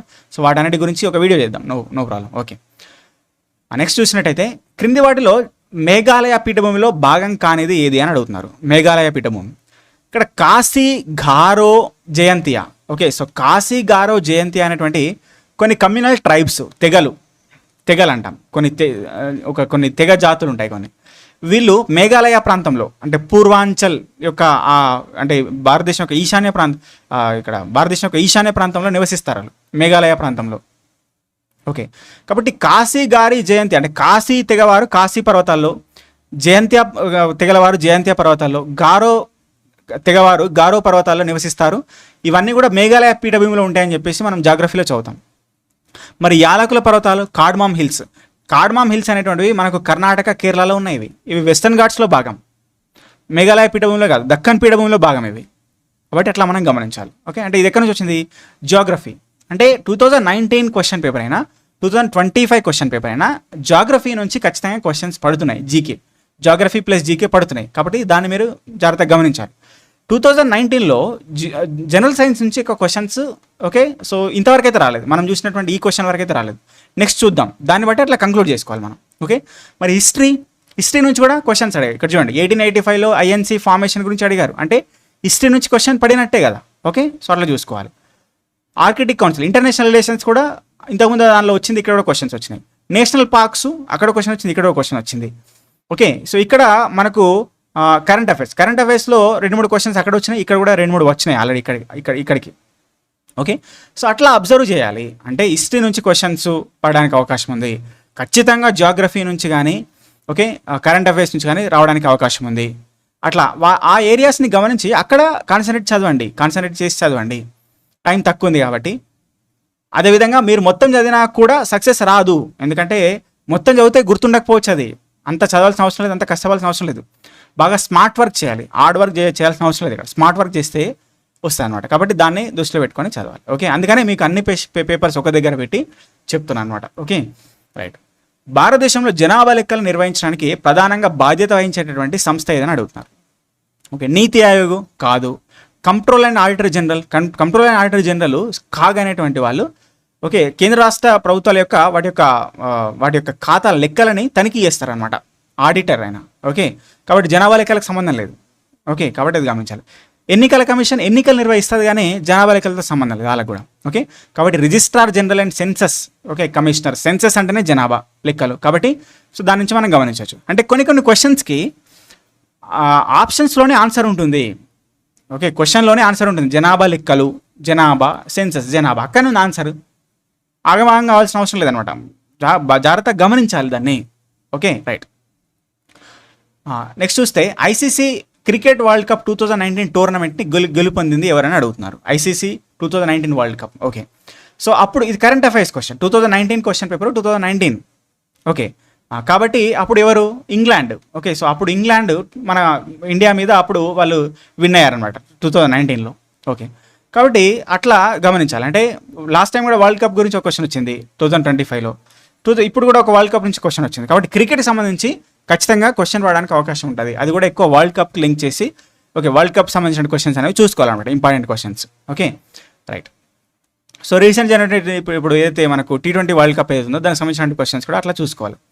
నెక్స్ట్ నేషనల్ స్టాక్ ఎక్స్చేంజ్ గురించి అడుగుతున్నారు. అంటే this is economy plus GK. Economy అంటే ఇంతకుముందు దానిలో కూడా క్వశ్చన్స్ ఎకానమీ నుంచి గమనించాము, ఇక్కడ కూడా మనం గమనిస్తాం అనమాట. ఓకే, సో మనకు national stock exchange, Bombay stock exchange 2 ఉంటాయి అనమాట స్టాక్ ఎక్స్చేంజ్ సంబంధించి. ఇది ఇక్కడ బాంబే స్టాక్ ఎక్స్చేంజ్ అనేటువంటిది చాలా పాతది, 1875లో ఏర్పడ్డది అనమాట, బ్రిటిష్ వారి కాలంలో. ఓకే, ఇది నేషనల్ స్టాక్ ఎక్స్చేంజ్ అనేటువంటిది ఇది మనకు 1992లో వచ్చినటువంటి ఆర్థిక సంస్కరణలు, liberalisation, privatisation, globalisation, LPG reforms అంటాం.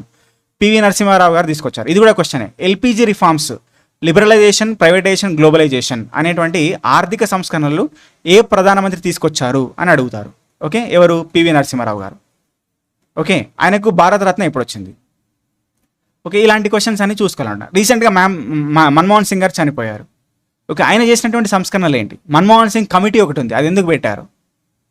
ఓకే, సో ఇలాంటివన్నీ చూసుకోవాలి. మన్మోహన్ సింగ్ గారు చేసినప్పుడు హైలైటెడ్ ఆర్థిక సంస్కరణలు కావచ్చు, స్కీమ్స్ కావచ్చు, ఇవన్నీ ఏంటి?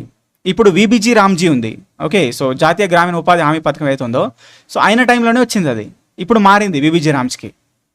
మరి అది ఎప్పుడు వచ్చింది? ఎక్కడ స్టార్ట్ చేశారు? సో ఇవన్నీ అట్లా కనెక్ట్ చేసి చదవాలన్నమాట. కొద్దిగా బుర్ర వాడాలి. ఓకే, సో మీకు ఆగమాగం అయితే నాకు మెసేజ్ చేయండి ఒక కాన్సెప్ట్, సార్ ఇది దీని గురించి కనెక్ట్ అయిన కాన్సెప్ట్స్ ఏదైనా చదవచ్చా అని చెప్పేసి మీరు కామెంట్ నాకు మెసేజ్ చేస్తే దానికి నేను హెల్ప్ చేస్తాను. No problem. ఓకేనా? రైట్. ఓకే, మీరు కావాల్సిన అంటే మీకు నాలెడ్జ్ ఇంప్రూవ్ చేసుకోవడానికి, ఎగ్జామ్లో సక్సెస్ కావడానికి కావాల్సినటువంటి సమాచారం ఏం కావాలో అది అడగండి అంతే. అంతేగాని లేనిపోయిన క్వశ్చన్స్, అనవసరంగా పనికిమాలిన క్వశ్చన్స్, ఏదో నేను జస్ట్ 100-120 రూపీస్ పెట్టినంత మాత్రాన దానికి అది తీసేయండి సార్, పెట్టండి సార్, ఎన్నిసార్లు తీయాలి ఎన్నిసార్లు పెట్టండి. మొన్న ఒకసారి ఒకరు అడిగారు, తీసేసా. మళ్ళీ ప్రతిసారి అట్లా మెసేజ్ చేస్తే ఎన్నిసార్లు తీస్తాము? ఓకే, జస్ట్ సార్ 120 రూపీస్ అనేది అంటే మీరు టోటల్గా అవివేక మీ ఆస్తులను పెట్టట్లేదు, గమనించాలి మీరు. ఆ 120 రూపీస్తో నేను పెద్ద లక్షాధికారిని అయిపోను. మరి ఎందుకు పెట్టినా అంటే దానికి ఒక పర్పస్ ఉందన్నమాట. ఓకే, సో దాన్ని గమనించి మీరు చూసుకోవాలి. అంతేగాని చిన్న చిన్న వాటికి అనవసరం టైం వేస్ట్ చేసుకోకండి. ఓకే, నెక్స్ట్ అండి, నారాయణ గురు ఈ క్రింది వాటిలో దేనికి సంబంధించిన వారు అని చెప్పేసి అడుగుతున్నారు. Okay, with which of the following was Narayana Guru associated అని చెప్పేసి అడుగుతున్నారు.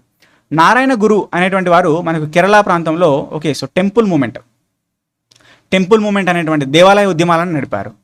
ఓకే, సో దాన్ని యాక్చువల్లీ ఇక్కడ SNDP, శ్రీమన్నారాయణ ధర్మ పరిపాలన యోగం అనేటువంటి ఒక ఉద్యమాన్ని నడిపించారనమాట. ఓకే, సో దాన్ని గమనించాలి. అంటే నారాయణ గురు అనగానే SNDP అనేటువంటిది చూసుకోవాలన్నమాట. రైట్. నెక్స్ట్, రాజ్యాంగంలో ఏ అధికరణంలో భారత ఆర్థిక సంఘం, ఫినాన్స్ కమిషన్ గురించి చెప్పబడింది? చాలా సందర్భాలు చెప్పిన ఆర్టికల్ 280 అనేటువంటిది భారత ఆర్థిక సంఘం గురించి తెలియజేస్తుంది. ఇప్పుడు 16th ఫైనాన్స్ కమిషన్ నడుస్తుంది. 15th ఫైనాన్స్ కమిషన్ చైర్మన్ ఎవరు ఉండే చూసుకోవాలి. అవి ఏ టైం నుంచి ఏ టైం వరకు ఉండే? 16th ఫైనాన్స్ కమిషన్ ఏ టైం నుంచి ఏ టైం వరకు ఉంటుంది?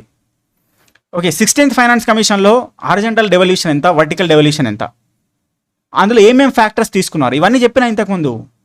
ఓకే, సో చూసుకోవాలి అవన్నీ. నెక్స్ట్, 1875లో దివ్యజ్ఞాన సమాజం, థియోసాఫికల్ సొసైటీని ఎవరు స్టార్ట్ చేస్తారని అడుగుతున్నారు. ఎవరు?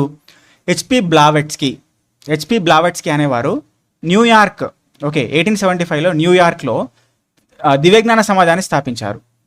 Okay, HP Blavatsky and Allcott అనేటువంటి ఇద్దరు వ్యక్తులు దాన్ని స్టార్ట్ చేశారని చెప్పేసి ఆల్రెడీ నేను చెప్పిన. చూడండి, మొన్న ఇచ్చినటువంటి రికార్డ్ అసిస్టెంట్ యొక్క క్వశ్చన్ సిరీస్లో 100 క్వశ్చన్ సిరీస్లో 150 క్వశ్చన్ సిరీస్లో ఇందులో ఇప్పుడు చెప్పినటువంటి 2 క్వశ్చన్స్ పేపర్లో దాదాపు 10 క్వశ్చన్స్ వచ్చినాయి, కవర్ అయినాయి కావచ్చు నాకు తెలిసి. కాబట్టి చూసుకోవాలి అట్లా. నెక్స్ట్, ప్లూటో గ్రహాన్ని అధ్యయనం చేయడానికి నాసాకు సంబంధించినటువంటి స్పేస్ క్రాఫ్ట్, అంతరిక్ష నౌక పేరు ఏంటి అని చెప్పేసి అడుగుతున్నారు. ఇది 2019 ఆ ప్రాంతంలో జరిగిందండి ఇది కూడా. సో ఇది కరెంట్ అఫైర్స్ క్వశ్చన్ అని చెప్పొచ్చు. ఓకే, సో ఇది న్యూ హారిజాన్స్ అనేటువంటి అంతరిక్ష నౌక అనేది ప్లూటో గ్రహాన్ని అధ్యయనం చేసి దాని గ్రహాల యొక్క దాని యొక్క కాన్సెప్ట్ నుంచి తీసేస్తారనమాట. ఓకే, సో అది చూసుకోవచ్చు. తెయ్యం అనేటువంటిది ఏ రాష్ట్రానికి సంబంధించినటువంటి సాంప్రదాయ మరియు జానపద రంగస్థల రూపం అని చెప్పేసి అన్నారు. తెయ్యం అనేటువంటిది ఏ particular okay, so folk art అని చెప్పేసి అడుగుతున్నారు. ఏ ప్రాంతం? తెయ్యం అంటే యాక్చువల్గా దైవం అనేటువంటి అర్థం అనేది వస్తుంది. ఇక్కడ మలయాళీ భాషలో తెయ్యం అంటే దైవం అనమాట. కాబట్టి ఏ ప్రాంతం? కేరళ అనమాట. ఓకే, సో అట్లా గమనించాలి. రైట్. నెక్స్ట్, క్రింది వాటిలో గంగా నదికి ఎడమ తీర ప్రాంతపు ఉపనది లెఫ్ట్ బ్యాంక్ ట్రిబ్యూటరీ అనేటువంటిది ఏదైనా అడుగుతున్నారు. అంటే గంగా నదికి ఓకే, సో ఇప్పుడు గంగా నది ఇట్లా ప్రవహిస్తే ఓకే, లెఫ్ట్ నుంచి రైట్ నుంచి ఉపనదులు ఉన్నాయన్నమాట, ట్రిబ్యూటరీస్ ఉన్నాయి. లెఫ్ట్ బ్యాంక్లో ఏముంటాయి? లెఫ్ట్ బ్యాంక్లో గండక్ ఉంటుంది, కోసి ఉంటుంది. ఓకే, సో ఇట్లా ఉన్నాయన్నమాట. మరి రైట్ బ్యాంక్లో మనకు సోన్ రివర్ ఉంటుంది. సోన్ రివర్ రైట్ బ్యాంక్లో వస్తుంది. అదేవిధంగా యమునా రివర్ వస్తుంది. ఓకే, అదేవిధంగా దామోదర్ రివర్ వస్తుంది, దామోదరు, యమున, సోను, ఈ మూడు కూడా ముఖ్యమైనటువంటి కుడివైపు నుంచి వచ్చేటటువంటి ట్రిబ్యూటరీస్, ఉపనదులు. ఓకే, కాబట్టి అట్లా గుర్తుపెట్టుకోవాలి. అదేవిధంగా గండకు, కోసి, గోమతి అనేటువంటిది ఎడమ వైపు నుంచి వచ్చేటి. ఓకే, సో కుడివైపు వాటిలో గుర్తుపెట్టుకోండి సోను, యమున, దామోదర్. ఓకే, సో దామోదర్ని ఏమంటాం, ఇంకా దామోదర్ని బెంగాల్ దుఃఖదాయిని అంటాం అనమాట. అట్లా చూసుకోవాలి, రైట్. చంద్రయాన్ 2 ప్రయోగించినప్పుడు అంతరిక్ష పరిశోధన సంస్థ చైర్మన్ ఎవరు? చంద్రయాన్ 2 అనేది 2019 ఆ ప్రాంతంలో పెట్టారు, అది లాంచ్ చేశారు. కాబట్టి అప్పుడున్నటువంటి కరెంట్ అఫైర్స్ అనుకోవచ్చు ఇది. కాబట్టి కే శివన్ అనమాట. ఓకే, సో చూసుకోవాలి. కాబట్టి ఇక్కడ నుంచి వస్తున్న క్వశ్చన్స్ ఆర్ట్స్ కళలు, భారతదేశం యొక్క కళల నుంచి క్వశ్చన్ పడింది ఇక్కడ చూసినట్టయితే. అదేవిధంగా దివ్యజ్ఞాన సమాజం అంటే హిస్టరీ నుంచి క్వశ్చన్ పడింది, పాలిటీ నుంచి క్వశ్చన్ పడింది. ఓకే, హిస్టరీ నుంచి క్వశ్చన్ పడింది, ఎకానమీ నుంచి క్వశ్చన్ పడింది. ఓకే, సో క్రికెట్ నుంచి క్వశ్చన్ పడింది. కాబట్టి ఇట్లా గమనించాలి మీరు. అంటే సో అదే కాన్సెప్ట్స్, అంటే ఇక్కడ కూడా మనం అదే గమనించడం, history, polity, economy, geography.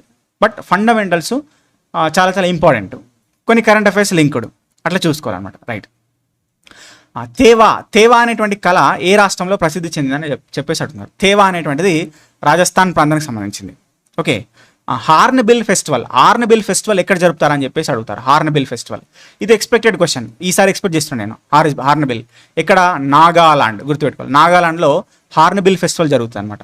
Okay, right. Lytton పరిపాలనలో ఏ సంవత్సరంలో వెర్నాక్యులర్ ప్రెస్ యాక్ట్, ప్రాంతీయ భాషా పత్రికల చట్టం ఎప్పుడు వచ్చిందని చెప్పేసి అడుగుతున్నారు. సో ప్రాంతీయ భాషా పత్రికల చట్టం, దాన్ని వెర్నాక్యులర్ ప్రెస్ యాక్ట్ అనేటువంటిది లార్డ్ లిట్టన్ కాలంలో వచ్చిందని చెప్పినా నేను. లార్డ్ లిట్టన్ ఎప్పుడు? అది 1878 గుర్తుపెట్టుకోవాలి. ఓకేనా. Next securities exchange board of India అనేటువంటిది చట్టబద్ధ గుర్తింపును అందించడం అనేటువంటిది దేని యొక్క సిఫారసు? అంటే ఏ కమిటీ సిఫారసులని అనుసరించి security exchange board of India అనేటువంటిది ఒకటి ఉంటుందన్నమాట.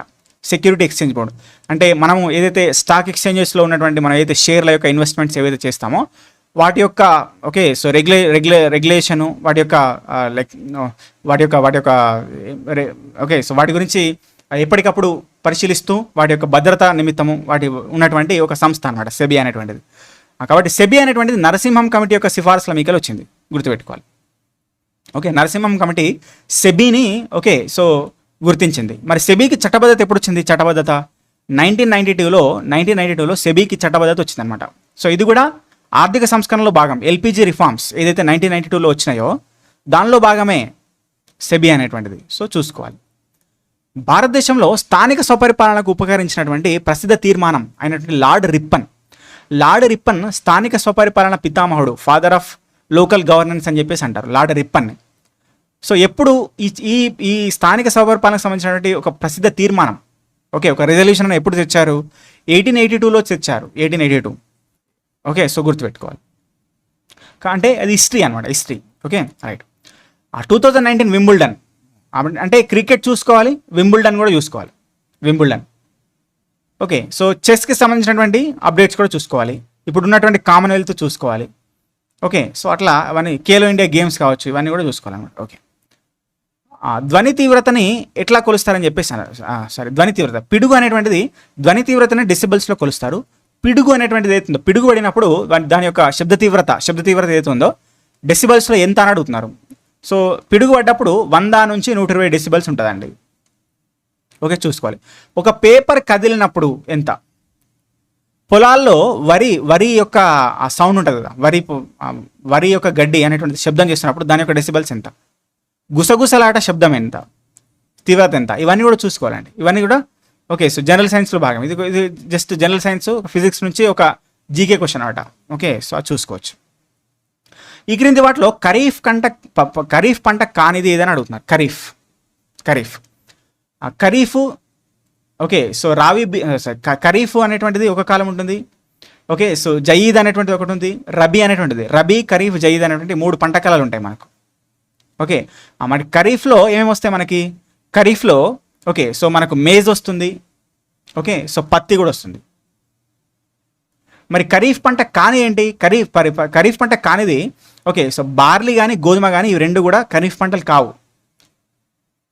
ఓకే, మరి ఇక్కడ ఇప్పుడు రెంట్లో ఏది ఎంచుకోవాలి? ఇక్కడ గోధుమ అనేటువంటిది అంటే చాలా వరకు మనకు రిపీట్ అవుతున్నటువంటి క్వశ్చన్ పేపర్స్లో ఇట్లా బార్లీ గోధుమ రెండు ఇవ్వడము ఖరీఫ్ పంటకు సంబంధించి ఏది కాదని చెప్పేసి అందులో గోధుమ అనేటువంటి దాన్ని వాళ్ళు ఆన్సర్గా తీసుకోవడం జరుగుతుంది అనమాట.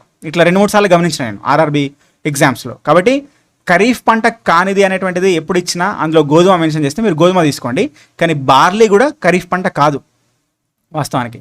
కానీ 2 ఆప్షన్స్తో పోలిస్తే గోధుమ పంటను తీసుకోండి మీరు. ఓకే, అట్లా చూసుకోండి.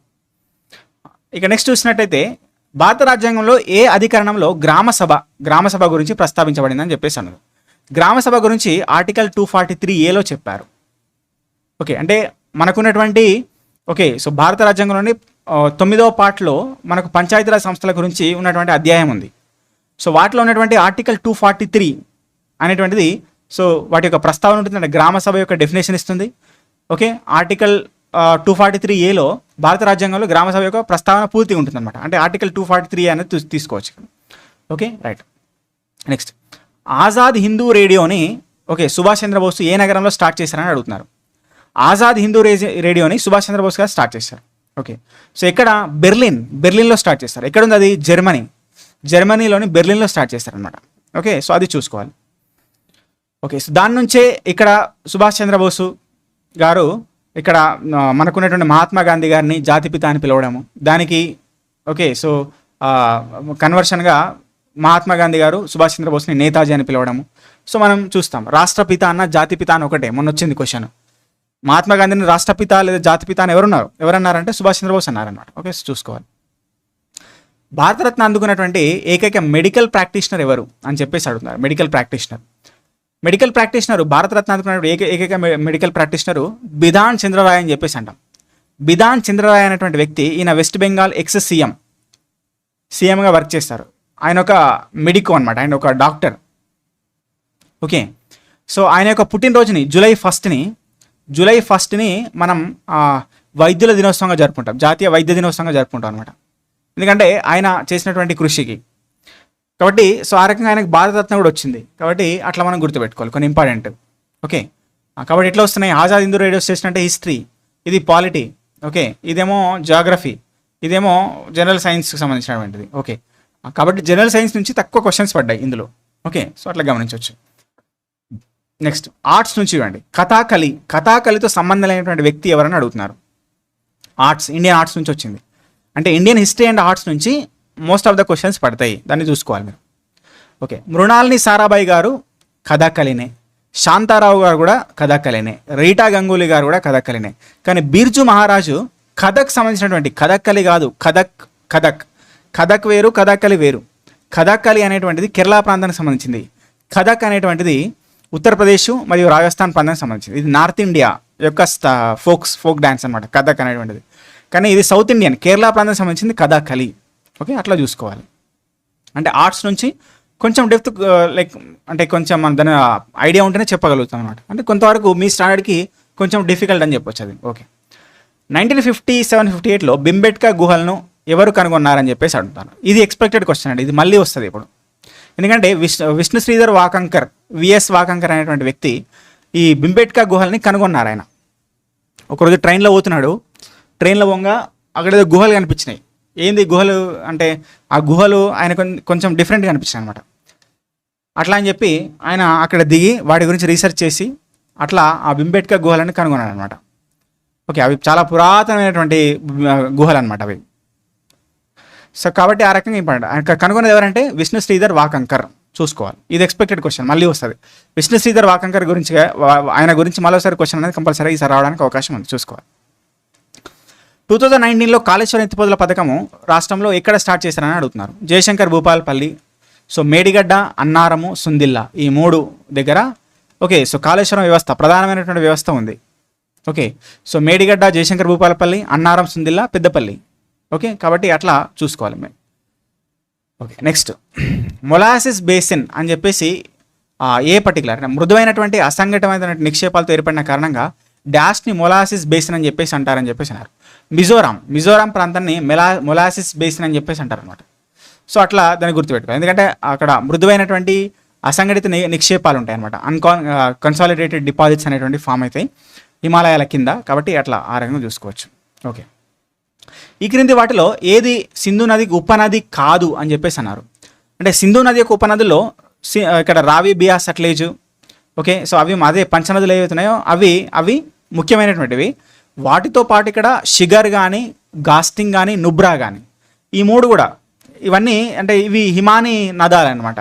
అంటే ఇవి లైక్ గ్లేషియర్స్ అంటాం. అంటే హిమాలయాల యొక్క పైన ఉన్నటువంటి మంచు నదులు అవి, ఓకే. సో వాటి నుంచి యాక్చువల్గా ఈ సింధు నది యొక్క ఆవిర్భావం అనేది ఏర్పడుతుంది అనమాట. కాబట్టి షిగర్, గాస్టింగ్, నుబ్రా ఇవన్నీ కూడా హిమానీ నదులు. సో ఇవన్నీ కూడా మనకు ఈ సింధు నదికి ఉపనదులు అని చెప్పొచ్చు. కానీ బనాస్ కాదు. బనాస్ అనేటువంటిది చంబల్ నదికి ఉపనది. మధ్యప్రదేశ్లో ఉంది చంబల్. ఆ చంబల్ నదికి ఉపనది బనాస్ అనేటువంటిది. సో అట్లా గుర్తుపెట్టుకోవచ్చు. నెక్స్ట్ కాబట్టి ఇది జాగ్రఫీ నుంచి క్వశ్చన్ పడింది. ఇది కూడా జాగ్రఫీ నుంచి క్వశ్చన్ పడింది, ఓకే. ఇది కూడా జాగ్రఫీ, తెలంగాణ జాగ్రఫీ నుంచి క్వశ్చన్ పడింది, ఓకే. నెక్స్ట్ భారత రాజ్యాంగంలో ఏ సవరణతో వస్తు సేవల మండలి జిఎస్టీ కౌన్సిల్ అనేటువంటిది ఏ పర్టికులర్ రాజ్యాంగ సవరణ ద్వారా ఏర్పడిందని చెప్పాను. అడుగుతున్నారు 101, ఓకే. సో అమెండ్మెంట్ ఇది చెప్పాను నేను ఆల్రెడీ. 101 అమెండ్మెంట్ ద్వారా మనకు వస్తు సేవల మండలి అనేటువంటిది ఏర్పడ్డది. సో 100వ రాజ్యాంగ సవరణ ద్వారా, ఓకే, మనకు బంగ్లాదేశ్ మరియు ఇండియాకి మధ్యలో కొన్ని ప్లేసెస్ యొక్క ఎక్స్చేంజ్ జరిగింది 100వ రాజ్యాంగ సవరణ ద్వారా. 101వ రాజ్యాంగ సవరణ ద్వారా జిఎస్టీ అనేటువంటిది ఏర్పడ్డది 2016లో. పూర్తి స్థాయి ఏర్పడినటువంటిది 2017 జూలై 1వ తేదీన ఏర్పడ్డాను. జిఎస్టీ అనేటువంటిది ఎప్పుడు అమల్లోకి వచ్చింది? 2017 జూలై 1. ఇదైనా రావచ్చు, లేదా 100వ రాజ్యాంగ సవరణ గురించి అడగవచ్చు మళ్ళా, ఓకే. ఎందుకనంటే ఇప్పుడు మనకు మయన్మారు అదేవిధంగా ఇండియాకి మధ్యలో కొద్దిగా బార్డర్ యొక్క అంటే పర్ఫెక్షన్ కోసము, ఆ బార్డర్ లైన్ పర్ఫెక్షన్ కోసము కొన్ని ప్రాంతాలని మనం మయన్మార్కి అప్పగిస్తున్నాం ఇప్పుడు. నేపాల్కి అప్పగిస్తున్నాం మనం ఇప్పుడు, ఓకే. కాబట్టి సో దానిలో భాగంగా ఇక్కడ క్వశ్చన్ రావడానికి అవకాశం ఉంటుంది. అంటే మన భారత భూభాగాలను వేరే వాళ్ళకి ఇవ్వడం కానీ, లేదా వేరే వాళ్ళ నుంచి మనం తీసుకున్నప్పుడు కానీ ఏ పర్టికులర్ ఆర్టికల్ ద్వారా రాజ్యాంగ సవరణ చేస్తారు, దేనికి బేస్ అయి ఉంది, ఓకే. సో ఆర్టికల్ 2, 3 వాటి యొక్క డిఫరెన్స్ ఏంటి, ఆర్టికల్ 1, 2, 3, 4 ఏం చెప్తున్నాను దాని గురించి చెప్పాను. అవి చూసుకోవాలన్నమాట. అవి న్యూస్లో ఉన్నాయి. ఆర్టికల్ 1, 2, 3, 4 వాటి గురించి ఏ క్వశ్చన్ అయినా అడగవచ్చు, చూసుకోవాలి, ఓకేనా. ఇక దీనికి సంబంధించిన కరెంట్ అఫైర్స్ అనేది ఇప్పుడు చెప్తా. ఇక్కడ బార్డర్స్ ఇష్యూస్ విషయంలో బార్డర్స్ యొక్క పర్ఫెక్షన్ కోసము మనం కొన్ని ప్రాంతాలు అనేటువంటి వేరే దేశానికి ఇస్తున్నాం. అవి ఏమి ఇస్తున్నాం, ఎప్పుడు ఇస్తున్నాం, ఎందుకు ఇస్తున్నాం అనేటువంటిది, వాటికి సంబంధించిన బిల్ అనేటువంటిది ఏందనేది, ఎప్పుడు వస్తుంది అనేది అది చెప్తాను నేను వాటి గురించి, ఓకే. హ్యూమస్ అట్లాస్ అనేటువంటి ఒక మానవ్ అనేటువంటి ఒక కార్యక్రమం జరిగింది 2019లో. సో దీన్ని బయోటెక్నాలజీ విభాగం చేసింది అనమాట 2019. అంటే ఇది ఏంటంటే కరెంట్ అఫైర్స్ అనమాట. కరెంట్ అఫైర్స్ చూసుకోవాలి.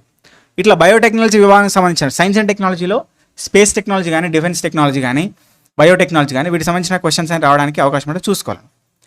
భారత రాజ్యాంగం యొక్క ఏ అధికరణ కింద ఒక రాష్ట్ర గవర్నరు రాష్ట్రపతి ఆమోదం కొరకు ఒక బిల్లును నిలిపివేయవచ్చు, ఓకే. సో గవర్నరు రాష్ట్రపతి ఆమోదం కోసం బిల్లును నిలిపేయాలంటే ఏ పర్టికులర్ ఆర్టికల్ అని అడుగుతున్నారు. ఆర్టికల్ 200 అండి, గుర్తుపెట్టుకోవాలి. Article 200, okay. సో అట్లా చూసుకోవాలి. అంటే పాలిటీ నుంచి కూడా ఒక ఆర్టికల్ వచ్చింది క్వశ్చన్, ఓకే. అట్లా అంటే ఇక్కడ మనం చూసినట్టయితే జాగ్రఫీ నుంచి క్వశ్చన్స్ పడుతున్నాయి ఎక్కువ. కరెంట్ అఫైర్స్ నుంచి యాజ్ టీజ్గా మళ్ళీ 4-5 క్వశ్చన్స్ పడుతున్నాయి. హిస్టరీ నుంచి కూడా 4-5 క్వశ్చన్స్ పడుతున్నాయి, ఎక్కువనే పడుతున్నాయి. అంటే 5 15 క్వశ్చన్స్ అయిపోయాయి. జనరల్ సైన్స్ నుంచి ఒక 2-3 క్వశ్చన్స్ వేసుకోండి, 17 క్వశ్చన్స్, ఓకే. ఎకానమీ నుంచి కూడా ఒక 4-5 క్వశ్చన్స్ వేసుకోండి, ఓకే. 21, ఓకే. ఇంకా ఆర్ట్స్ నుంచి కూడా ఒక 4-5 క్వశ్చన్స్ వేసుకోండి, ఒక 4 క్వశ్చన్స్ వేసుకోండి, ఓకే. 26, ఓకే. ఇంకా కొన్ని స్టాటిక్ జీకే క్వశ్చన్స్, అంటే ఇప్పుడు మన క్రికెట్లో స్పోర్ట్స్ సంబంధించిన క్వశ్చన్స్, అవి కూడా ఒక 2-3 క్వశ్చన్స్ 4 క్వశ్చన్స్ వస్తున్నాయి. అంటే ఓకే. సో అట్లా అంటే 32-33 క్వశ్చన్స్ దాకా వచ్చినాయి, ఓకే. ఇట్లా ఇంకా మిగతా కూడా స్టాటిక్ జీకే నుంచి కూడా ఇంకొక ఇట్లా నేషనల్ పార్క్స్ వీటి జాగ్రఫీ నుంచి, అంటే అట్లా చూసు. అంటే మనకి ఎక్కువ మొత్తంలో geography, history, okay. So arts వీటి గురించి ఎక్కువ మేజర్ కరెంట్ అఫైర్స్ 4 నుంచి ఎక్కువ మేజర్గా ఉంటుంది వెయిటేజ్ అనేటువంటిది చూసుకోవాలి, ఓకేనా. రైట్, దాన్ని బట్టి మనం ఎక్స్పెక్టెడ్ క్వశ్చన్స్ అవి ప్లాన్ చేద్దాం, ఓకే. రైట్, ఇది చూడండి ఇంకోటి, ఇది కొంచెం ఓల్డ్ క్వశ్చన్ పేపరే. ఈ క్రింది వాటిలో ఏది గ్రీన్ హౌస్ గ్యాస్ కాదు అని చెప్పేసి అడుగుతున్నారు. గ్రీన్ హౌస్ గ్యాస్ అంటే భూతాపాన్ని పెంచేటటువంటి వాయువులు ఏవైతే ఉంటాయో వాటిలో ఏది కాదని అడుగుతున్నారు. కార్బన్ డైఆక్సైడ్ గ్రీన్ హౌస్ గ్యాసే, ఓకే. సో ఇక్కడ నైట్రస్ ఆక్సైడ్ కూడా గ్రీన్ హౌస్ గ్యాసే. మీథేన్ అది కూడా ఫేమస్గా గ్రీన్ హౌస్ గ్యాసే. కానీ హైడ్రోజన్ కాదు. హైడ్రోజన్ గ్రీన్ హౌస్ గ్యాస్ అయిన పడితే మనం ఎందుకు ఇప్పుడు హైడ్రోజన్ ట్రైన్ని స్టార్ట్ చేసుకున్నాం? మన హైడ్రోజన్ ట్రైన్ స్టార్ట్ అయింది కదా, ఓకే. ఎక్కడి నుంచి ఎక్కడికి స్టార్ట్ అయింది కరెంట్ అఫైర్స్లో చెప్పిన దాన్ని మీరు కామెంట్స్లో పోస్ట్ చేయండి. కాబట్టి అది కాదన్నమాట. ప్రస్తుత సౌర వ్యవస్థలో ఏ గ్రహము అత్యధికంగా అయస్కాంత క్షేత్రాన్ని కలిగి ఉందని చెప్పేసి అడుగుతున్నారు. అయస్కాంత క్షేత్రం ఇది జీకే క్వశ్చన్. ఇది ఏంటది? బృహస్పతి, జూపిటర్, గురుగ్రహానికి ఎక్కువ అయస్కాంత క్షేత్రం ఉంటుందన్నమాట. ఎందుకు అంటే చాలా కారణాలు ఉన్నాయి దానికి. అంటే అది ఎక్కువ స్పీడ్తో తిరుగుతుంది అనమాట. అంటే భూమి తిరగడానికి 24 గంటలు పడితే 10 గంటల్లోనే తిరుగుతుంది అనమాట. ఆ హెవీ స్పీడ్ వల్ల ఏమైతుందంటే దానిపైన ఉన్నటువంటి హైడ్రోజన్ మొత్తం లిక్విడ్ రూపంలో ఉంటుంది అనమాట. హైడ్రోజన్ అనేటువంటిది లిక్విడ్ ఫామ్లో ఉంటుంది. దానివల్ల ఎక్కువ ఎలక్ట్రిసిటీ జనరేషన్ అనేది, అంటే లైక్ ఎలక్ట్రికల్ అయాన్స్ అనేటువంటి ఎక్కువ ఫామ్ అయి ఉంటాయి. దాని ద్వారా ఎలక్ట్రోమాగ్నెటిక్ ఇండక్షన్ ద్వారా ఎక్కువ అయస్కాంత క్షేత్రాన్ని కలిగి ఉంటుంది అనమాట ఆ పర్టికులర్ బృహస్పతి, జూపిటర్ అనేటువంటిది. సో అట్లా గుర్తుపెట్టుకోవాలి. Okay, right. అట్లా ఇంకా కొన్ని ఉంటాయి. Okay, so evening star, morning star అని శుక్రగ్రహాన్ని అంటారు. అత్యధికంగా బాగా వేడైనటువంటి గ్రహం ఏంటిది? భూమికి దగ్గర ఉన్నటువంటి గ్రహం ఏంటిది? సూర్యునికి బాగా దగ్గర ఉన్నటువంటి గ్రహం ఏంటిది? ఓకే, సో అందమైన గ్రహం ఏంటిది? ఇలాంటివన్నీ చూసుకోవాలన్నమాట. బాక్సైడ్ అనేటువంటిది ఎక్కడి నుంచి వెలికి తీస్తారని చెప్పేసి అడుగుతున్నారు. బాక్సైడ్ యొక్క ముడి పదార్థం ఏదైనా అడుగుతున్నారు. ఓకే, సో ముడి ఖనిజం ఏదైనా అడుగుతున్నారు. ఏంటి సరే, బాక్సైడ్ అనేటువంటి దేనికి ముడి ఖనిజం అని అడుగుతున్నారు. ఓకే, దేనికి ముడి ఖనిజం? దేని యొక్క ఓర్ అంటే అల్యూమినియం. అంటే భూమి నుంచి తీసేటప్పుడు మనకు బాక్సైడ్ వస్తుంది, బాక్సైట్. ఆ బాక్సైట్ని బాగా శుద్ధి చేస్తే, క్లీన్ చేస్తే అల్యూమినియం వస్తుంది అనమాట. అంటే అల్యూమినియం అనేటువంటిది బాక్సైట్ అనేటువంటి ముడి ఖనిజం నుంచి ఏర్పడుతుంది అనమాట. అట్లా కొన్ని ముడి ఖనిజాలు, అంటే ఇది ఎక్కడి నుంచి? ఇది జాగ్రఫీ నుంచే. ఓకే, సో చూసుకోవాలి. ఆంధ్రప్రదేశ్లో ఏ ప్రదేశంలో ఎక్కువగా బారైటిస్ అనేటువంటి ఖనిజం నిల్వకు ప్రసిద్ధి అని చెప్పేసి అన్నారు. Okay, so Mangampeta. ఓకే, అదేవిధంగా మన దగ్గర ఉక్కు కానీ, అదేవిధంగా బొగ్గు కానీ ఎక్కడి నుంచి? ఇప్పుడు మనకు ఓకే, సో తాడిచెర్ల నుంచి బొగ్గు గనులు కొత్తగా స్టార్ట్ అయింది. అట్లా బొగ్గు గనులు ఎప్పుడు స్టార్ట్ అయినాయి? ఎవరు స్టార్ట్ చేశారు? ఓకే, ఫస్ట్ ఆఫ్ ఆల్ ఎక్కడ స్టార్ట్ అయింది? ఇల్లందులో స్టార్ట్ అయింది. ఓకే, ఇలాంటివన్నీ ఎందుకు, ఎవరు స్టార్ట్ చేశారు, ఎవరి కాలంలో స్టార్ట్ చేశారు, ఇవన్నీ చూసుకోవాలన్నమాట. ఓకే, నీరు ఏ ఉష్ణోగ్రత వద్ద మరుగుట మొదలవుతుంది అన్నారు? 100 కెల్విన్. ఇక్కడ ఉన్న కెల్విన్ మనకు చూడండి, డిగ్రీ సెంటిగ్రేడ్స్ ఉంటాయి, డిగ్రీ ఫారెన్హీట్స్ ఉంటాయి, డిగ్రీ కెల్విన్స్ ఉంటాయి. ఇట్లా 3 పద్ధతులు ఉంటాయి అన్నమాట. ఓకే, 100 డిగ్రీస్ అంటే అది 212 ఫారెన్హీట్స్కి సమానం. 100 డిగ్రీ సెంటిగ్రేడ్ అంటే 212 డిగ్రీ ఫారెన్హీట్స్కి సమానం. అది 373 డిగ్రీ కెల్విన్కి సమానం. కాబట్టి ఇక్కడ కెల్విన్స్లో ఇచ్చారు. అంటే నీరు ఎక్కడ మరుగుతుంది? 100 డిగ్రీస్ దగ్గర మరుగుతుంది. మరి 100 డిగ్రీస్కి సమానమైనటువంటి కెల్విన్ ఏంటి? 373 అనమాట. ఓకే, అట్లా చూసుకోవాలి. అంటే 0 డిగ్రీస్ ఈక్వల్ టు 273 కెల్విన్. దీనికి 100 చేయాలి. 0 + 100 ఈక్వల్ టు 273 + 100 అంటే 373 కదా. సో అట్లా 100 డిగ్రీస్ అంటే అది 373 కెల్విన్కి సమానం అనమాట. ఓకేనా? మరి గది ఉష్ణోగ్రత ఎంత అండి? 26 డిగ్రీస్. 26 డిగ్రీ సెంటిగ్రేడ్స్ ఇది. మరి కెల్విన్లో చెప్పమన్నారు అనుకో. ఇప్పుడు నీరు ఎక్కడ మరుగుతుందని అడిగారు. ఫర్ ఎగ్జాంపుల్ ఇప్పుడు గది ఉష్ణోగ్రత అడిగారు అనుకో, ఏం చెప్పాలి? 273 + 26 అని చేసుకోవాలి. అట్లా 296 డిగ్రీ కెల్విన్ అని చెప్పాలి. ఓకే, అట్లా చూసుకోండి. ఎవరిని ఆధునిక శాస్త్ర పితామహుడు, who is the father of modern science అని చెప్పేసి అడుగుతున్నారు? న్యూటనా, గెలీలియోనా, ప్లాంక్సా, అరిస్టాటిల్ అని చెప్పేసి అన్నారు. న్యూటన్ కాదు, ప్లాంక్స్ కూడా కాదు, అరిస్టాటిల్ కూడా కాదు. ఎవరు? గెలీలీ. ఈయన. ఎందుకనంటే ఆయన యాక్చువల్గా అంటే అంతవరకు న్యూటన్ కానీ, ఐన్స్టీన్ కానీ, అరిస్టాటిల్ కానీ జస్ట్ సిద్ధాంతాలు మాత్రమే ఇచ్చారనమాట. ప్రూఫ్స్ ఇవ్వలే. న్యూటన్ గురుత్వాకర్షణ ఉంటుందని చెప్పేసి చెప్పిండు, కానీ దానికి సంబంధించినటువంటి ప్రూఫ్ అనేది, రుజువు అనేటువంటిది చేయాలి. ఆ తర్వాత వచ్చినటువంటి సైంటిస్టులు చేశారు. అట్లా రుజువులు చేయడం, అంతకుముందు ఉన్నటువంటి సిద్ధాంతాలు అన్నిటికి కూడా రుజువులు చేయడం, ప్రూఫ్స్ ఇవ్వడం అనేటువంటి ఆ పర్టికులర్ సాంప్రదాయం అనేటువంటిది గెలీలియో నుంచి స్టార్ట్ అయింది అనమాట. గెలీలియో మైక్రోస్కోప్, అది ఓకే, అక్కడ దానికి టెలిస్కోప్ దాన్ని కనుగొనడము. ఓకే, అంటే అంతకుముందు కనుగొన్న దానికి మంచి స్టాండర్డ్స్లో దాన్ని ఇంప్లిమెంట్ చేయడము, టెలిస్కోప్ని. ఓకే, ఆ రకంగా అన్నిటికీ కూడా ప్రూఫ్స్ ఇచ్చుకుంటూ పోవడం, మ్యాథమెటికల్ ప్రూఫ్స్ కానీ, ఓకే, ప్రాక్టికల్ ప్రూఫ్స్ కానీ ఇచ్చుకుంటూ పోవడం జరిగిందనమాట. అందుకనే మోడర్న్ సైన్స్కి ఫాదర్ అంటారు గెలీలియోని. అట్లా గుర్తుపెట్టుకోవాలి. ఓకే, అడవులు ఏ జాబితాలోకి వస్తుంది? కేంద్ర జాబితానా, రాష్ట్ర జాబితానా, ఉమ్మడి జాబితానా? ఓకే, అడవులు అనేటువంటిది ఉమ్మడి జాబితాలో ఉంటుంది. కాంకరెంట్ లిస్ట్ అంటే చూసుకోవాలి. అంటే మనకు పాలిటీలో ఉన్నటువంటి ఆర్టికల్స్, ఓకే, సో 1 to 51 వరకు, వాటితో పాటు ఏమేమి షెడ్యూల్స్ ఉన్నాయి, ఓకే, ఫండమెంటల్ రైట్స్ కానీ, ఫండమెంటల్ డ్యూటీస్ కానీ, ఆ రకంగా ఇట్లా కొన్ని లిస్ట్ కానీ, state list, central list, okay, concurrent లిస్ట్లో ఏమేమి ఉంటాయి వాటి మీద ఐడియా ఉండాలన్నమాట. ఓకే, ఇట్లా చూసుకోవాలి. కార్లలో రక్షణ కోసం వాడేటువంటి గాలి, ఓకే, సో ఏదైతే ఉందో, సో అది లైక్ ఉండేటువంటి ఏ రకమైన గాలి అని చెప్పేసి అడుగుతున్నారు. వాడే గాలి ఓకే, ఎయిర్ బ్యాగ్స్ ఉంటాయి కదా, ఎయిర్ బ్యాగ్స్ అంటే కార్ యాక్సిడెంట్ అయినప్పుడు ఎయిర్ బ్యాగ్స్ వస్తాయి కదా మనకి.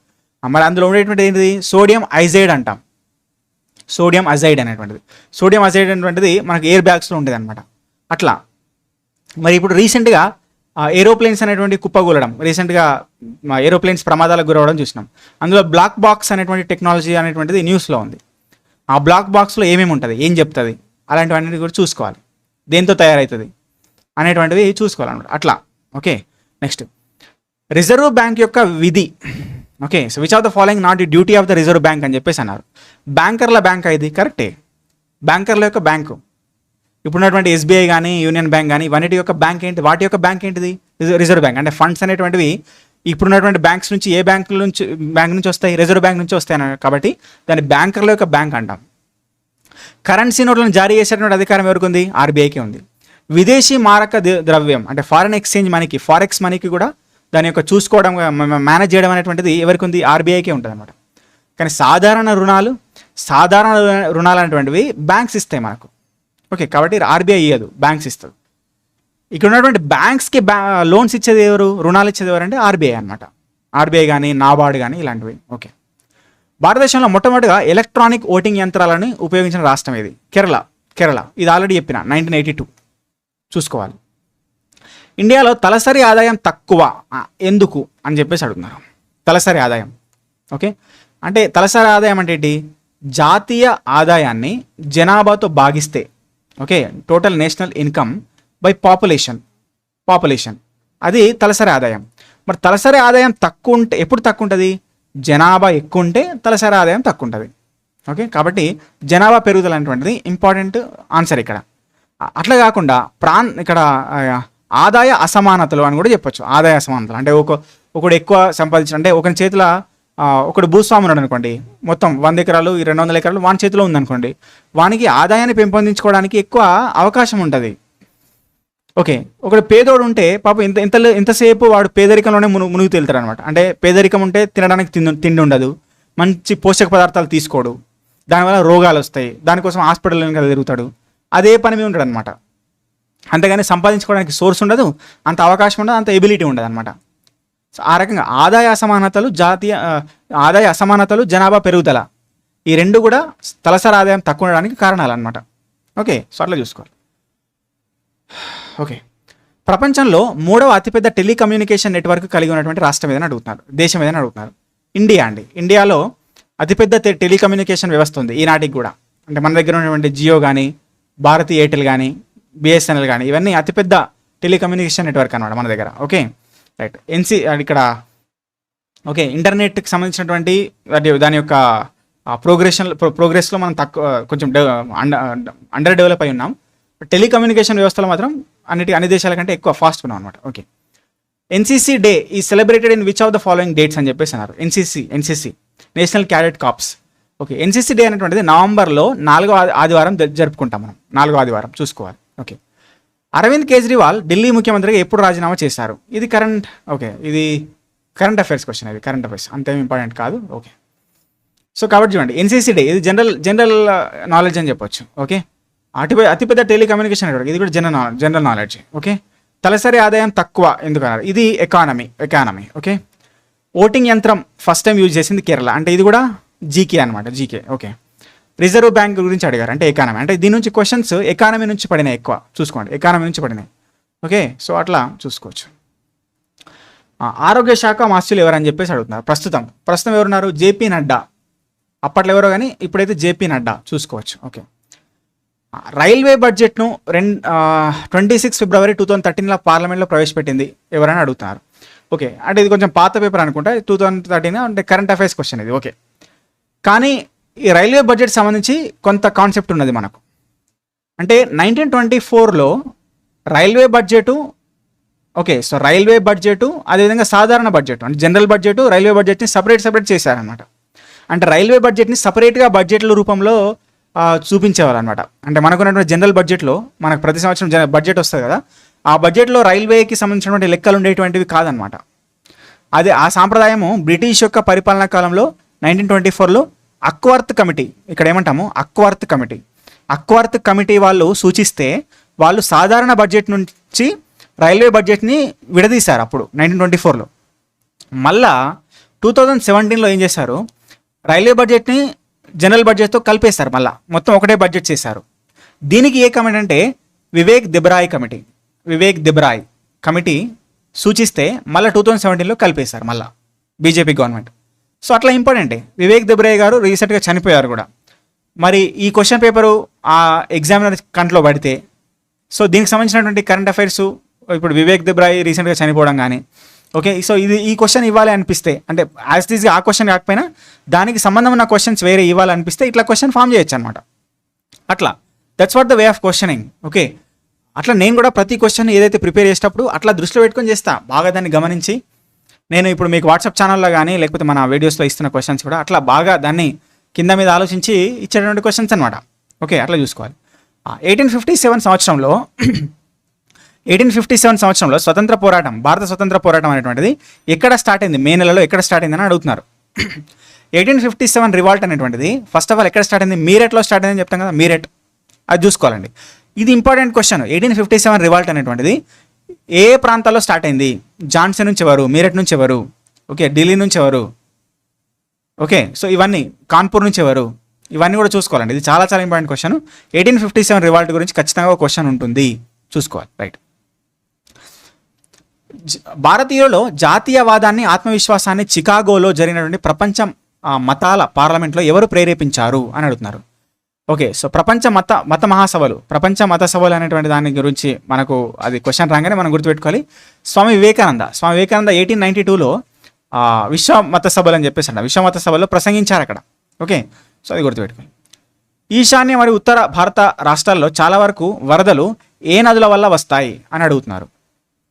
ఈశాన్య భారతదేశం మరియు ఉత్తర భారతదేశంలో వరదలు, ఫ్లడ్స్ అనేటువంటి ఏ నదుల వల్ల వస్తాయి అన్నారు. గంగా నది, బ్రహ్మపుత్ర నది, గుర్తుపెట్టుకోండి. గంగా నది, బ్రహ్మపుత్ర నది వల్ల మోస్ట్ ఆఫ్ ద ఫ్లడ్స్ అనేటువంటివి వస్తాయి. బ్రహ్మపుత్ర నదిని అస్సాం దుఃఖదాయిని అంటాము. ఓకే, సో దామోదర్ నదిని ఏమంటాం, బెంగాల్ దుఃఖదాయిని అంటాం. అంటే ఇక్కడ దామోదర్ అనేటువంటిది గంగా యొక్క ఉపనదే, ఒక రకంగా గంగా నది వలన జరుగుతుందని చెప్పొచ్చు. ఓకే, సో కోసీ నది కూడా, కోసీని మనం బీహార్ దుఃఖదాయిని అంటాం. ఇంతకుముందు చూసాం కదా క్వశ్చన్. అంటే కోసీ కూడా గంగా నది యొక్క ఉపనది, అంటే గంగా వలనే జరుగుతుంది అనమాట. ఆ రకంగా గుర్తుపెట్టుకో. ఓకే, సో మొదటి ముద్రణా యంత్రం, ఓకే, సో మొదటి ప్రింటింగ్ మిషన్ అటువంటిది ఎవరు స్టార్ట్ చేస్తారు, ఎక్కడ స్టార్ట్ చేస్తారని చెప్పేసి అడుగుతున్నారు. ఎవరు స్టార్ట్ చేస్తారని అడుగుతున్నారు. ఎవరండి? జాన్ గుటాన్బర్గ్ ఒక జర్మన్. ఆయన ఫస్ట్ ఆఫ్ ఆల్ ముద్రణా యంత్రాన్ని స్టార్ట్ చేశారు, ప్రింటింగ్ మిషన్ని. మరి ఫస్ట్ ఆఫ్ ఆల్ ముద్రించినటువంటి బుక్ ఏంటిది? బైబిల్ అనేటువంటి ఫస్ట్ ఆఫ్ ఆల్ ముద్రించబడిందండి, చూసుకోవాలి. ఓకేనా? అదే మన ఇండియాలో అయితే, గోవాలో 1556లో పోర్చుగీస్ వారు, భారతదేశంలో మొట్టమొదటిగా ప్రింటింగ్ ప్రెస్ని స్టార్ట్ చేసింది ఎవరండి? 1556లో పోర్చుగీస్ వారు. మరి వాళ్ళే ముద్రించారు ఇక్కడ, వాళ్ళు కూడా బైబిల్నే ముద్రించారు. కానీ ఆ బైబిల్ మనకు ఇక్కడ ఉన్నటువంటి ఫ్రాన్సిస్ జేవియర్ అనేటువంటి ఒక వ్యక్తి ఉన్నారు. సో ఆ ఫ్రాన్సిస్ జేవియర్ అనేటువంటి వ్యక్తి రాసినటువంటి బైబిల్ అనమాట, దాన్ని ముద్రించారన్నమాట 1556లో. అక్కడ ఫ్రాన్సిస్ జేవియర్ అనేటువంటి వ్యక్తి మనకు పోర్చుగీస్ వారి పరిపాలనా కాలంలో ఇక్కడికి వచ్చిండని, గోవా ప్రాంతానికి, ఇక్కడ కాలికట్ ప్రాంతానికి వచ్చిండని, అక్కడ చాలామంది ఇక్కడ నావికులు ఎవరైతే ఉంటారో సో వాళ్ళని మత మార్పిడి చేసిండని. ఓకే, సో ఆయన యొక్క మృతదేహం అనేటువంటిది, ఆయన చనిపోయిన తర్వాత మృతదేహం అనేటువంటిది ఇక్కడ కూడా బామ్ జీసస్ బాసిలికా అనేటువంటి చర్చ్ ఏదైతే గోవాలో ఉందో అక్కడ ఉంది ఇప్పటికి కూడా. దానికి సంబంధించిన కొంత వృత్తాంతం ఉంది. ఆయన మృతదేహాన్ని ఇక్కడ పాతి పెట్టినా కానీ అది కుళ్ళిపోలేదు అనమాట, చాలా రోజుల వరకు కుళ్ళిపోలేదు. అది కుళ్ళిపోక అట్లనే ఉన్నది. దాని మీద చాలా రోజులు రీసెర్చ్ చేశారు. ఇప్పటికి కూడా ఆయన మృతదేహము ఇప్పటికి కూడా కుళ్ళిపోకుండా అట్లనే ఉందన్నమాట. అది ఒక వండర్. సో అట్లా ఓకే, హిస్టరీలో చదువుతాం అదంతా, రైట్. కాబట్టి హిస్టరీ క్వశ్చన్ అది. భారతదేశంలో ఏ సరస్సులో అత్యధిక పరిమాణంలో సాల్ట్ ఉత్పత్తి చేస్తున్నారని చెప్పేసి అడుగుతున్నారు. సాంబార్ సరస్సు రాజస్థాన్లో ఉంది. ఇది భారతదేశంలో అతిపెద్ద ఉప్పు నీటి సరస్సు అని చెప్పేసి అంటాం కదా, కాబట్టి అట్లా దాన్ని చూసుకోవాలి, రైట్.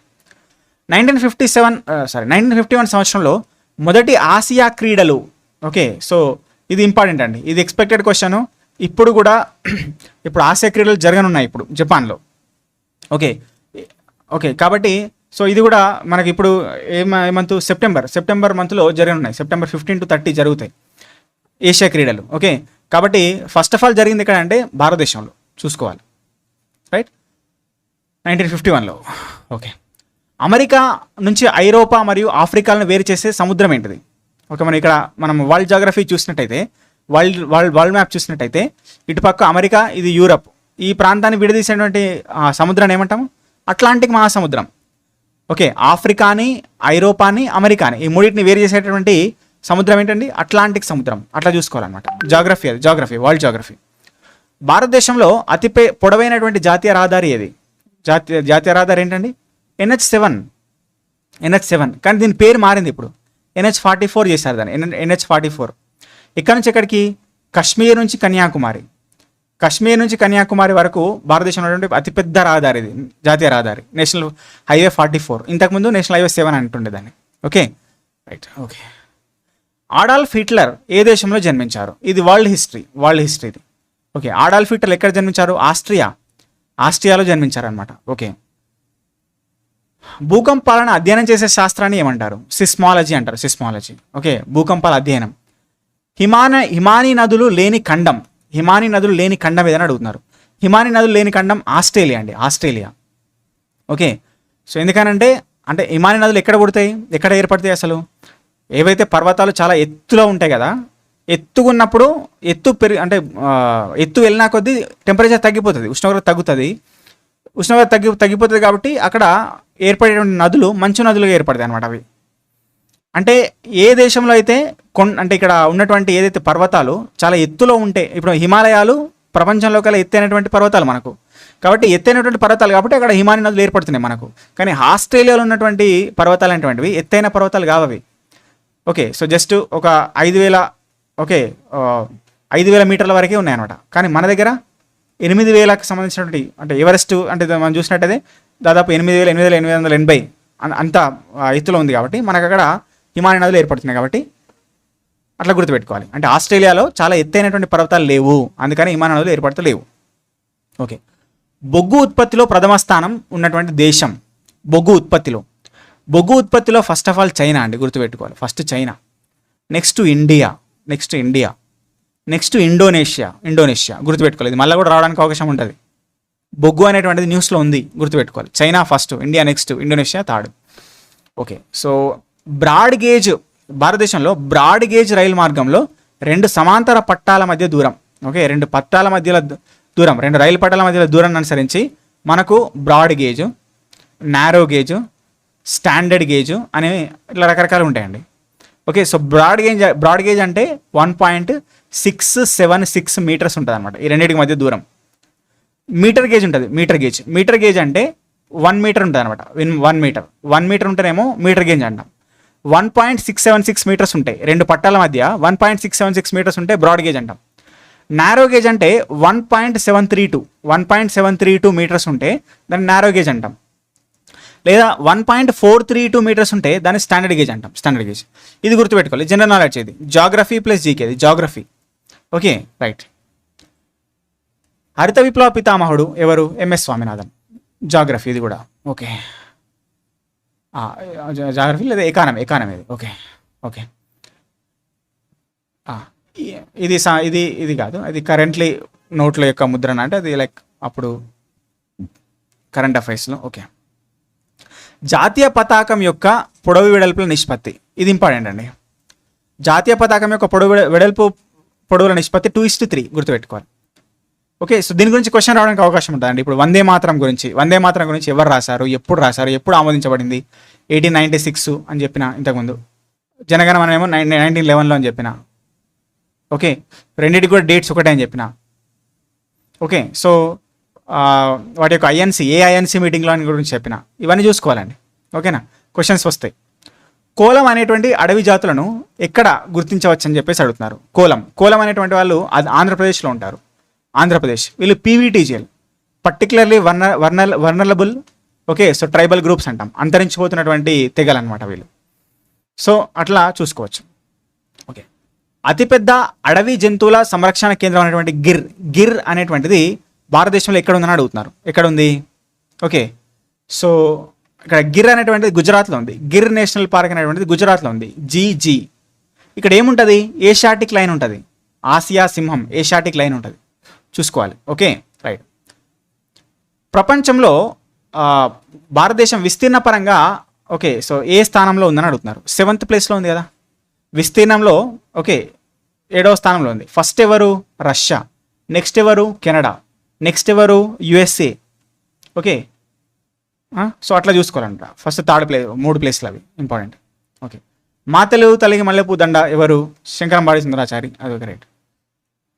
సో నెక్స్ట్ 11వ పంచవర్ష ప్రణాళికల మనకున్నటువంటి 12 పంచవర్ష ప్రణాళికలు ఏవైతే ఉన్నాయో 5 year ప్లాన్స్, వాటి యొక్క కాలాలు కూడా చూసుకోవాలి ఎకానమీలో భాగంగా. ఇది 11వ పంచవర్ష ప్రణాళిక 2007 to 2012 అనమాట, చూసుకోవచ్చు. ఓకే, ఇప్పుడు దాని గురించి రాకపోవచ్చు కానీ నీతి ఆయోగ్ ఎప్పుడు వచ్చింది? ఓకే, ఏ సంవత్సరంలో వచ్చింది? 2015. ప్రజెంట్ ఉన్నటువంటి చైర్మన్, డిప్యూటీ చైర్మన్ ఎవరు? రీసెంట్గా కరెంట్ అఫైర్స్లో ఓకే సో ఉన్నటువంటి వైస్ చైర్మన్ మార్పు జరిగింది కరెంట్ అఫైర్స్లో చెప్పిన, అది చూసుకోవాలి. భారత ప్రభుత్వము జూలై 19, 1969 నాటికి ఎన్ని బ్యాంకులను జాతీయం చేసింది? బ్యాంకుల జాతీయకరణ 1969లో జరిగింది. ఎన్ని బ్యాంకులు జరిగినాయి? 14 బ్యాంకులు జాతీయం చేసింది. ఇది చాలా చాలా ఇంపార్టెంట్ జీకే క్వశ్చన్. ఓకే, భారతదేశంలో విడిగా రాజ్యాంగాన్ని కలిగినటువంటి రాష్ట్రం ఏదని అడుగుతున్నారు. విడిగా రాజ్యాంగాన్ని కలిగిన రాష్ట్రం ఏదండి? అప్పుడు జమ్మూ కాశ్మీర్, ఇప్పుడైతే ఏది లేదు. ఓకే, చూసుకోవాలి.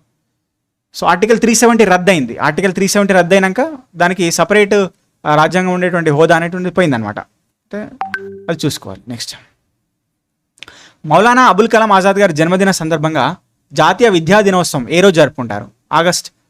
నవంబర్ 11. ఇది చెప్పిన చూడండి, ఇప్పటికి మూడు సార్లు వచ్చింది ఈ క్వశ్చన్. చూడండి, 2015లో వచ్చింది, 2019లో వచ్చింది, ఇంకో దానిలో కూడా కనిపించింది నాకు. అట్లా చూసుకోవాలి. Okay, right. Next, reserve bank చూడండి, mutual funds are regulated by. భారతదేశంలో మ్యూచువల్ ఫండ్స్ని నియంత్రించేటటువంటి సంస్థ ఏదని అడుగుతున్నారు. మ్యూచువల్ ఫండ్స్ నియంత్రించేది సెబీనే, security exchange board of India. చూసుకోవాలి. ఓకే, నెక్స్ట్, ప్రధానమంత్రి, ప్రపంచంలో ప్రప్రథమ ప్రధానమంత్రి. Okay, important question. ఇది మొన్న ఒక ఎక్స్పెక్టెడ్ క్వశ్చన్ లాగా పెట్టాను నేను గ్రూప్ ఛానల్లో. మొన్న ఒక ఎక్స్పెక్టెడ్ క్వశ్చన్ అని చెప్పేసి పెట్టిన, అది ఆల్రెడీ వచ్చి ఉన్నది. ఓకే, సో చూడండి, ఇక్కడ సిరిమావో బండారు నాయకే శ్రీలంక యొక్క ఓకే సో ప్రైమ్ మినిస్టరు, ప్రపంచంలో ప్రప్రథమ ప్రైమ్ మినిస్టర్ అనమాట. ఓకే, బొకారో ఉక్కు కర్మాగారం ఇక్కడ ఉంది, ఏ రాష్ట్రంలో ఉంది? ఛత్తీస్గఢ్లో ఉంది, చూసుకోవచ్చు. భారతదేశం ఏ రంగంలో పబ్లిక్ సెక్టర్ యొక్క ఉత్పత్తి అత్యధికంగా ఉంది? ఓకే, సో భారతదేశంలో పబ్లిక్ సెక్టార్ అనేటువంటిది ఏ రంగంలో ఎక్కువగా ఉందని చెప్పేసి అంటున్నారు. వాణిజ్యం, కమర్షియల్ బ్యాంకింగ్స్లో ఎక్కువ పబ్లిక్ సెక్టర్ కంపెనీస్ ఉన్నాయన్నమాట. సో గుర్తుపెట్టుకోవాలి. ఓకే, సో పరిశ్రమలు అనుకుంటాం మనం. ఓకే, బట్ ఇక్కడ వాణిజ్యం, కమర్షియల్ అంటే ఇక్కడ ఇచ్చిన ఆప్షన్స్ని బట్టి ఓకే సో వాణిజ్య బ్యాంకింగ్స్ అనమాట. రైట్. ఓకే, సో ఇది దానికి సంబంధించింది. ఇంకో క్వశ్చన్ పేపర్ చూడండి. ఈ క్రింది వాటిలో ఏ రకమైనటువంటి కంపెనీలు యుఎల్ఐపి అని చెప్పేసి అంటాం? యుఎల్ఐపి. సో యుఎల్ఐపిని ఇక్కడ ఏమంటారంటే, యుఎల్ఐపి అంటే సరే ఈ క్వశ్చన్ గురించి మళ్ళీ చెప్తా. యుఎల్ఐపి లింక్ అంటే ఇది ఇన్సూరెన్స్ లింక్డ్. సరే దీని గురించి తర్వాత చెప్తా, మర్చిపోయాను. ఓకే, భారతదేశంలో బీమా వ్యాపారం. ఓకే, సో బీమా వ్యాపారం ఈ కింది వాటిలో ఏ అధికార సంస్థతే నియంత్రించబడుతుందని చెప్పేసి అన్నారు. Insurance business in India regulated by which of the following authorities? Okay, బీమా సంస్థలను నియంత్రించేది ఎవరండి? Insurance regulation development authority of India, IRDA అంటే ఎల్ఐసి అనేటువంటిది దీని యొక్క పరిధిలో పనిచేస్తుంది అనమాట. ఐఆర్డిఏ చూసుకోవాలి. క్రింది వాటిలో భారతదేశంలో పని చేయని బీమా కంపెనీ ఏదని అడుగుతున్నారు. భారతదేశంలో పని చేయని బీమా company. Okay, ICICI Prudential, okay, ING Vysya, okay, ICICI Lombard, New India Insurance Company, National Securities Deposit Limited అని చెప్పేసి అన్నారు. ఓకే, సరే దీని గురించి కూడా చెప్తా. ఇందులో కొన్ని క్వశ్చన్స్ చూడండి, పాత కొంచెం ఓల్డ్ క్వశ్చన్స్ ఇవి. ఓకే, ఎకానమీ క్వశ్చన్స్ ఉన్నాయి. ఓకే, సో అయితే కొన్ని ఎకానమీ క్వశ్చన్స్ కొన్ని ఉన్నాయి, ఇందులో నుంచి ఎక్స్పెక్ట్ చేద్దాం కొన్ని. అంటే ఇప్పుడు మనం కంటిన్యూస్గా 2-3 పేపర్లు చూస్తాం కదా, వాటిలో ఎకానమీ క్వశ్చన్స్ కొన్ని స్టాటిక్గా పడుతూ ఉన్నాయి కదా కంటిన్యూస్గా. సో వీటి నుంచి కొన్ని ఎక్స్పెక్ట్ చేయొచ్చు ఈ పేపర్ నుంచి. నేను వాటి గురించి నెక్స్ట్ వీడియోలో చెప్పినట్టు చెప్తా. ఓకే, సరే అది లేదు. నెక్స్ట్ ఇది కూడా ఇంకొక పేపర్ ఇచ్చుకోండి. భారత రాజ్యాంగంలో ఎన్ని షెడ్యూల్స్ ఉన్నాయని చెప్పేసి అన్నారు. ఓకే, సో 12 షెడ్యూల్స్ ఉన్నాయి భారత రాజ్యాంగంలో, చూసుకోవాలి. నెక్స్ట్, భారత రాజ్యాంగం ఎప్పుడు ఆమోదించబడింది? 26 నవంబర్ 1949. ఓకే, అంటే అది జాగ్రఫీ, సరే పాలిటీ. ఓకే, న్యూక్లియర్ రియాక్టర్లో దేనిని ఇంధనంగా వాడతారు? యురేనియం థూరియంని ఇంధనంగా వాడతాం మనం. ఓకే, కాబట్టి ఇది కూడా జాగ్రఫీ. ఓకే అనుకోవచ్చు. రైట్. ధరల నియంత్రణ విధానాన్ని ప్రవేశపెట్టినటువంటి మొదటి ముస్లిం పాలకులు. ఓకే, సో మార్కెట్ యొక్క నియంత్రణ, ధరల నియంత్రణ అనేటువంటి చేసింది ఎవరు? అల్లావుద్దీన్ ఖిల్జీ చేశాడు. ఇది హిస్టరీ క్వశ్చన్. గొప్ప సంగీత విద్వాంసకుడు అయినటువంటి తాన్సేన్ ఎవరి ఆస్థానంలో ఉన్నాడు? తాన్సేన్ ఎవరి ఆస్థానంలో ఉన్నాడు? అక్బర్. ఓకే, సో చూసుకోవాలి. 3 రౌండ్ టేబుల్ సమావేశాలకు హాజరైంది ఎవరు? అంబేద్కర్ గారు. ఇది ఆల్రెడీ వచ్చి ఉన్నది ఇంతకుముందు. ఓకే, అంటే history. Okay, national sugar institute ఎక్కడ ఉందని అడుగుతున్నారు. నేషనల్ షుగర్ ఇన్స్టిట్యూట్ ఎక్కడ ఉందని? కాన్పూర్లో ఉంది, చూసుకోవాలి. నవంబర్ 11 జాతీయ విద్యా దినోత్సవంగా ఎవరి పుట్టినరోజు అని చెప్పేసి అన్నారు. చూడండి, ఇది 4 ఇప్పుడు ఇందులో వచ్చింది. ఫస్ట్ ఇందులో వచ్చింది. అంటే 4 సార్లు రిపీట్ అయింది. కాబట్టి ఇంపార్టెంట్. ఈ నవంబర్ 11 అయినా, ఇప్పుడు ఈ మౌలానా అబుల్ కలాం ఆజాద్ గారైనా, ఈయన యొక్క ఏ పర్టికులర్ ఐఎన్సీ మీటింగ్కి అధ్యక్షత వహించారు, ఈయన ఏ బుక్ రాశారు, ఇండియా విన్స్ ఫ్రీడమ్, ఇంకా ఈయనకు సంబంధించిన అంశాలన్నీ కూడా చూసుకోవాలి, గట్టిగా చూసుకోవాలి. ఓకేనా, రైట్. నాగార్జున సాగర్ ప్రాజెక్టు ఏ నదిపై ఉంది? ఓకే, సో కృష్ణా నదిపై ఉంది, చూసుకోవాలి. బెర్ముడా ట్రయాంగిల్ అంటామండి. చూడండి, బెర్ముడా ట్రయాంగిల్ అనేటువంటిది మనకు ఉత్తర పశ్చిమ అట్లాంటిక్ మహాసముద్రంలో ఉంటుంది బెర్ముడా ట్రయాంగిల్. ఓకే, సో దాని గురించి కొంత కాన్సెప్ట్ ఉంటుంది. సో ఇప్పుడు ఏం అవసరం లేదు, గుర్తుపెట్టుకోండి బెర్ముడా ట్రయాంగిల్. Okay, right. 2008లో సంవత్సరానికి గాను భారతరత్న పురస్కారాల్లో సత్కరించబడింది ఎవరని చెప్పేసి అడుగుతున్నారు. 2008లో. ఓకే, సో అప్పుడు ఎవరు? పండిత్ భీమ్సేన్ జోషి అనేటువంటిది. రీసెంట్గా ఎవరికి వచ్చిందని చూసుకోవాలి. 26 జూలై 2009లో ప్రారంభించినటువంటి మొదటి అణుశక్తి జలాంతర్గామి, చూసుకోవాలి. అణుశక్తి జలాంతర్గామి మీకు ఇంతకుముందు కూడా చెప్పినా అండి, భారతదేశం మొట్టమొదటి అణుశక్తి జలాంతర్గామి, first of all nuclear powered submarine అనేటువంటిది ఐఎన్ఎస్ హరిహంత్ అనేటువంటిది చెప్పిన. ఓకే, సో చూసుకోవాలి. నెక్స్ట్, ఓకే, దీని గుండా ప్రయాణించినప్పుడు కాంతి వేగం కనిష్టంగా ఉంటుంది అని అన్నారు. ఓకే, సో శూన్యంలో కానీ, నీటిలో కానీ, గాలిలో కానీ ఎక్కువ ఉంటుంది, కానీ గాజులో తక్కువ ఉంటుంది అనమాట. కాంతి యొక్క వేగము గాజులో ప్రవేశించినప్పుడు తక్కువ ఉంటుంది అనమాట. ఓకే, నెక్స్ట్, గాల్వనైజ్డ్ ఇనుప రేకుపై దేని పూత ఉంటుంది? గాల్వనైజేషన్ అంటే ఏంటి? ఒక పర్టికులర్ లోహాన్ని మనం జింక్తోని పూత పూస్తే దాన్ని గాల్వనైజేషన్ అంటాం. జింక్ పూత పోయడాన్ని మనం గాల్వనైజేషన్ అంటాం. కాబట్టి జింక్ గుర్తుపెట్టుకో. అంటే ఇది ఎక్కడి నుంచి వచ్చింది? కెమిస్ట్రీ నుంచి క్వశ్చన్ ప్లస్ జీకే. అది ఇంపార్టెంట్ జీకే క్వశ్చన్ అనమాట. అట్లా కొన్ని జీకే క్వశ్చన్స్ ఉంటాయి, చూసుకోవాలి. Gupta king was who assumed title of విక్రమాదిత్యుడు అనేటువంటి బిరుదు పొందినటువంటి గుప్తరాజు ఎవరైనా అడుగుతారు. ఎవరండి? రెండవ చంద్రగుప్తుడు. ఇది కూడా ఇంపార్టెంట్. విక్రమాదిత్య అనేటువంటి బిరుదు పొందింది అంటే హిస్టరీ నుంచి వచ్చింది. భారత రాజ్యాంగంలో పార్ట్ 4 దేని గురించి చెప్తుంది? Directive principles of state policies. Okay, so 1st, 2nd, 3rd, 4th, 5th. Okay, ఇవి ఖచ్చితంగా గుర్తుపెట్టుకోవాలి. ఓకే, ఏమేం పార్ట్స్ దేని గురించి చెప్తుందని చెప్పేసి. ఓకే, నెక్స్ట్, యూరోపియన్ యూనియన్కి చెందినటువంటి ఈ క్రింది దేశాల్లో ఏది సింగిల్ కరెన్సీ యూరోను ఆమోదించలేదు అని చెప్పేసి అన్నారు. సింగిల్ కరెన్సీ యూరోను ఆమోదించలేదు. సో యూకే అంటే ఇది అప్పటి current affairs question. So just అట్లా మనం గుర్తుపెట్టుకోవాలి. ఐక్యరాజ్యసమితి భద్రతా మండలిలోని శాశ్వత సభ్య దేశాలు. ఓకే, సో ఇది ఇంపార్టెంట్. ఐక్యరాజ్యసమితి భద్రతా మండలిలో శాశ్వత సభ్య దేశాలు ఏంటండి? దీనికి షార్ట్కట్ చెప్పిన బిఎఫ్కార్. ఓకే, అంటే ఏంటి? Britain, okay, France, China, America, Russia. ఇవి మనకున్నటువంటి శాశ్వత సభ్య దేశాలు అనమాట. మై కంట్రీ మై లైఫ్ అనేటువంటి పుస్తకాన్ని రచించిన ఎవరండి? లాల్ కృష్ణ అద్వానీ. ఓకే, చూసుకోవాలి. బెంగాల్ విభజనను ఎప్పుడు చేశారు? బెంగాల్ విభజన ఏ సంవత్సరంలో రద్దు చేశారు? ఎప్పుడు చేశారు? 1905లో బెంగాల్ విభజన చట్టం చేశారు. మళ్ళీ ఎప్పుడు రద్దు చేశారు? 1907. Okay, right. భారతదేశం మొట్టమొదటి సో శబ్దంతో కూడినటువంటి టాకీ. ఫస్ట్ ఆఫ్ ఆల్ మూకీ చిత్రం ఏమో రాజా హరిశ్చంద్ర. ఓకే, మూకీ చిత్రం అంటే సౌండ్ లేనిది. సౌండ్ ఉన్నదేమో అలం ఆరా, చూసుకోవాలి. నీలి విప్లవం దేనికి సంబంధించింది? Okay, so Matsya Sampada, fisheries సంబంధించింది అనమాట.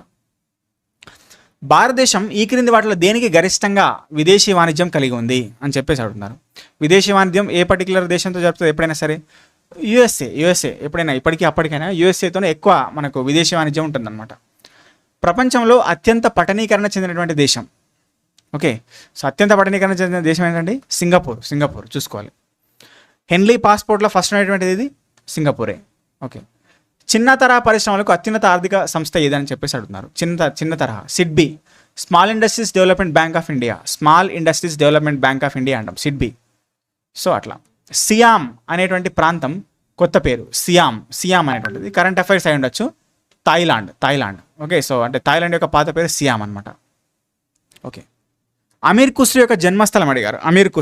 ఓకే, ఇక్కడ అమీర్పుస్టు పాటియాలి అంటే ఏటా అనేటువంటిది ప్రాంతంలో జన్మించారు. ఓకే, బాక్సైట్ గురించి మళ్ళీ అడగండి. బాక్సైట్ దేనికి? ధాతువు, అల్యూమినియం. ఓకే, 4వ బౌద్ధ సంగీతుల గురించి చూసుకోవాలి. బౌద్ధ సంగీతులు. ఓకే, ఇప్పుడు సారనాథ్ అనేటువంటిది కూడా మనకు ఏదైతే ఉందో, ఓకే, యునెస్కో యొక్క గుర్తింపులో ఉంది కాబట్టి న్యూస్లో ఉంది. బౌద్ధ సంగీతులు, బుద్ధుడి యొక్క చరిత్ర గురించి చూసుకోవాలి. లోడీ వంశపు చివరి రాజు, ఓకే, ఎవరు? ఇబ్రహీం లోడీ. లోడీ వంశంలో చివరి పాలకుడు ఎవరండి? ఇబ్రహీం లోడీ. చూసుకోవాలి, అది హిస్టరీ. అండమాన్ నికోబార్ దీవుల యొక్క రాజధానులు, ఓకే, దేశాలు రాజధానులు, రాష్ట్రాల రాజధానులు చూసుకోవాలండి. ఓకే, సో ఎవరు? Port Blair. ఓకే, అక్కడ ఉన్నటువంటి, ఓకే, సో నార్కొండ్, అక్కడ ఉన్నటువంటి ఏదైతే మనకు అగ్నిపర్వతాలు, ఓకే, సో ఏవైతే ఉన్నాయో వాటి గురించి కూడా చూసుకోవాలన్నమాట. ఒక నిర్దిష్ట బిల్లు మనీ బిల్లా కాదనేటువంటి నిర్ణయించేది ఎవరండి? లోక్సభ స్పీకర్. చూసుకోవాలి. బార్ అనేటువంటి దేనికి ప్రమాణము? వాతావరణ పీడనం. ఆ క్వశ్చన్స్ ఎక్కడి నుంచి వస్తున్నాయి చూడండి. బార్ అనేటువంటి దేనికి ప్రమాణం అంటే జనరల్ సైన్స్, ఇది polity, geography, history, okay, so economy నుంచి కూడా 1-2, ఓకే, రైట్. సో పడుతున్నాయి అన్నమాట క్వశ్చన్స్ అట్లా, రైట్. ఓటు హక్కు అనేటువంటిది రాజకీయ హక్కు, అది ఓటు హక్కు. ఓకే, కోనేరు హంపు దేనికి సంబంధించిన వాళ్ళు? కోనేరు హంపి చదరంగం. ఇప్పుడు ఫిడే ప్రపంచ కప్ ఉంది, దాని పేరు మార్చారు, ఏమని? విశ్వనాథ్ ఆనంద్ ప్రపంచ కప్ అని మార్చారు. ఇది ఎక్స్పెక్టెడ్ క్వశ్చన్స్ రావచ్చు. చెప్పిన ఇవన్నీ ఇంత మొన్న వీడియోస్లో చెప్పిన. తూర్పు మరియు పశ్చిమ కనుమలను కలిపేటువంటి కొండలు ఏంటండి? నీలగిరి కొండలు. ఓకే, సో తూర్పు మరియు పశ్చిమ కనుమలు, ఓకే, సో కలిపేటటువంటి కొండలు ఏమంటాం? నీలగిరి కొండలు అంటాం. ఓకే, మనం అది కలిపేటువంటి ప్రాంతాన్ని ఏమంటాం? జిందగడ అని చెప్పేసి అంటాం. ఓకే, చూసుకో. కాక్పిట్ ఆఫ్ యూరప్ అని ఏ దేశాన్ని పిలుస్తారు? కాక్పిట్, ఓకే, బెల్జియం అని పిలుస్తారు. ఓకే, ఉత్తరప్రదేశ్లో చార్కులా జానపద నృత్యం దేనికి సంబంధించింది అంటే ఇది ఆర్ట్స్ నుంచి వచ్చింది. ఆర్ట్స్. చార్కులా అనేటువంటి జానపద నృత్యం ఉత్తరప్రదేశ్లో దేనికి సంబంధించింది? ఓకే, సో బ్రిజ్ ప్రాంతానికి సంబంధించింది. బ్రిజ్ అనే ప్రాంతంలో చార్కులా అనేటువంటి జానపద నృత్యం ఉందంట, అంటే ఆర్ట్స్ నుంచి వచ్చింది అనమాట. ఓకే, ఉత్తరప్రదేశ్లో కేంద్రీయ విశ్వవిద్యాలయం ఏది అని అడుగుతున్నారు? అలహాబాద్ విశ్వవిద్యాలయం. Okay, right. లక్నో కాంగ్రెస్ సమావేశానికి అధ్యక్షత వహించింది ఎవరు? అంబికా చరణ్ మజుందార్. ఓకే, లక్నో 1916. ఇక్కడ అతివాదులు మితవాదులు కలిసిపోయారు. మళ్ళీ ఇంపార్టెంట్, అతివాదులు మోడర్నిస్ట్ ఎక్స్ట్రీమిస్టు విడిపోయారు 1906 సూరత్లో, మళ్ళీ 1916లో కలిసిపోయారు మళ్ళీ. ఓకే, సో చూసుకోవాలి. రిహాంద్ ప్రాజెక్ట్ ఎక్కడ ఉంది? మిర్జాపూర్ డిస్టిక్లో ఉంది. మిర్జాపూర్ డిస్టిక్లో రిహాంద్ ప్రాజెక్ట్ ఉందన్నమాట, ఉత్తరప్రదేశ్. ఓకే, టాంచోయ్ బ్రోకేడ్ అనేటువంటి టాంచోయ్ బ్రోకేడ్ ఎవరు డెవలప్ చేస్తారని అడుగుతున్నారు? వారణాసి. టాంచోయ్ బ్రోకేడ్. ఓకే, ఇది లైక్ కరెంట్ అఫైర్స్ అనొచ్చు. సర్ఫరోషికి తమన్నా అమారే దిల్ మే హై అని రాసింది ఎవరు అనేటువంటి ఒక నినాదం గురించి అడుగుతున్నారు. రామ్ ప్రసాద్ బిస్మల్. హిస్టరీ, ఇది హిస్టరీలో హూ రోడ్ ద ఓకే సర్ఫరోషికి తమన్నా, ఓకే, అబ్ హమారే దిల్ మే హై అని చెప్పేసి అడుగుతున్నారు. తమన్నా దిల్ మే హై అనేటువంటిది రాసింది ఎవరంటే రామ్ ప్రసాద్ బిస్మల్ గారు. Okay, so sorry, just remember. కృత్రిమ వర్షాన్ని కురిపించడానికి ఉపయోగించే రసాయనం పేరు ఏంటని అడుగుతున్నారు. ఏంటండి? సిల్వర్ అయోడైడ్ అనేటువంటిది కృత్రిమ వర్షాలను కురిపించడానికి వాడతారనమాట. ఇది కూడా GK question, general science GK. So అట్లా చూసుకోవాలన్నమాట. ఓకే, సో చూస్తే మనం ఇక్కడ ఎక్కువ కూడా హిస్టరీ నుంచి పడినాయి క్వశ్చన్స్, కొన్ని జాగ్రఫీ నుంచి పడినాయి, ఆర్ట్స్ నుంచి ఒకటి రెండు పడినాయి. ఓకే, కరెంట్ అఫైర్స్ నుంచి కూడా పడినాయి. సో అట్లా కాబట్టి మనం ఫోకస్ అనేటువంటిది ఇప్పుడు కంక్లూడ్ చేద్దాం. సో అన్నిటి నుంచి కూడా చూస్తే ఎక్కువ మొత్తంలో హిస్టరీ నుంచి క్వశ్చన్స్ వచ్చినాయి. హిస్టరీ నుంచి ఎక్కువ మొత్తంలో క్వశ్చన్స్ వచ్చినాయి, అవునా కదా?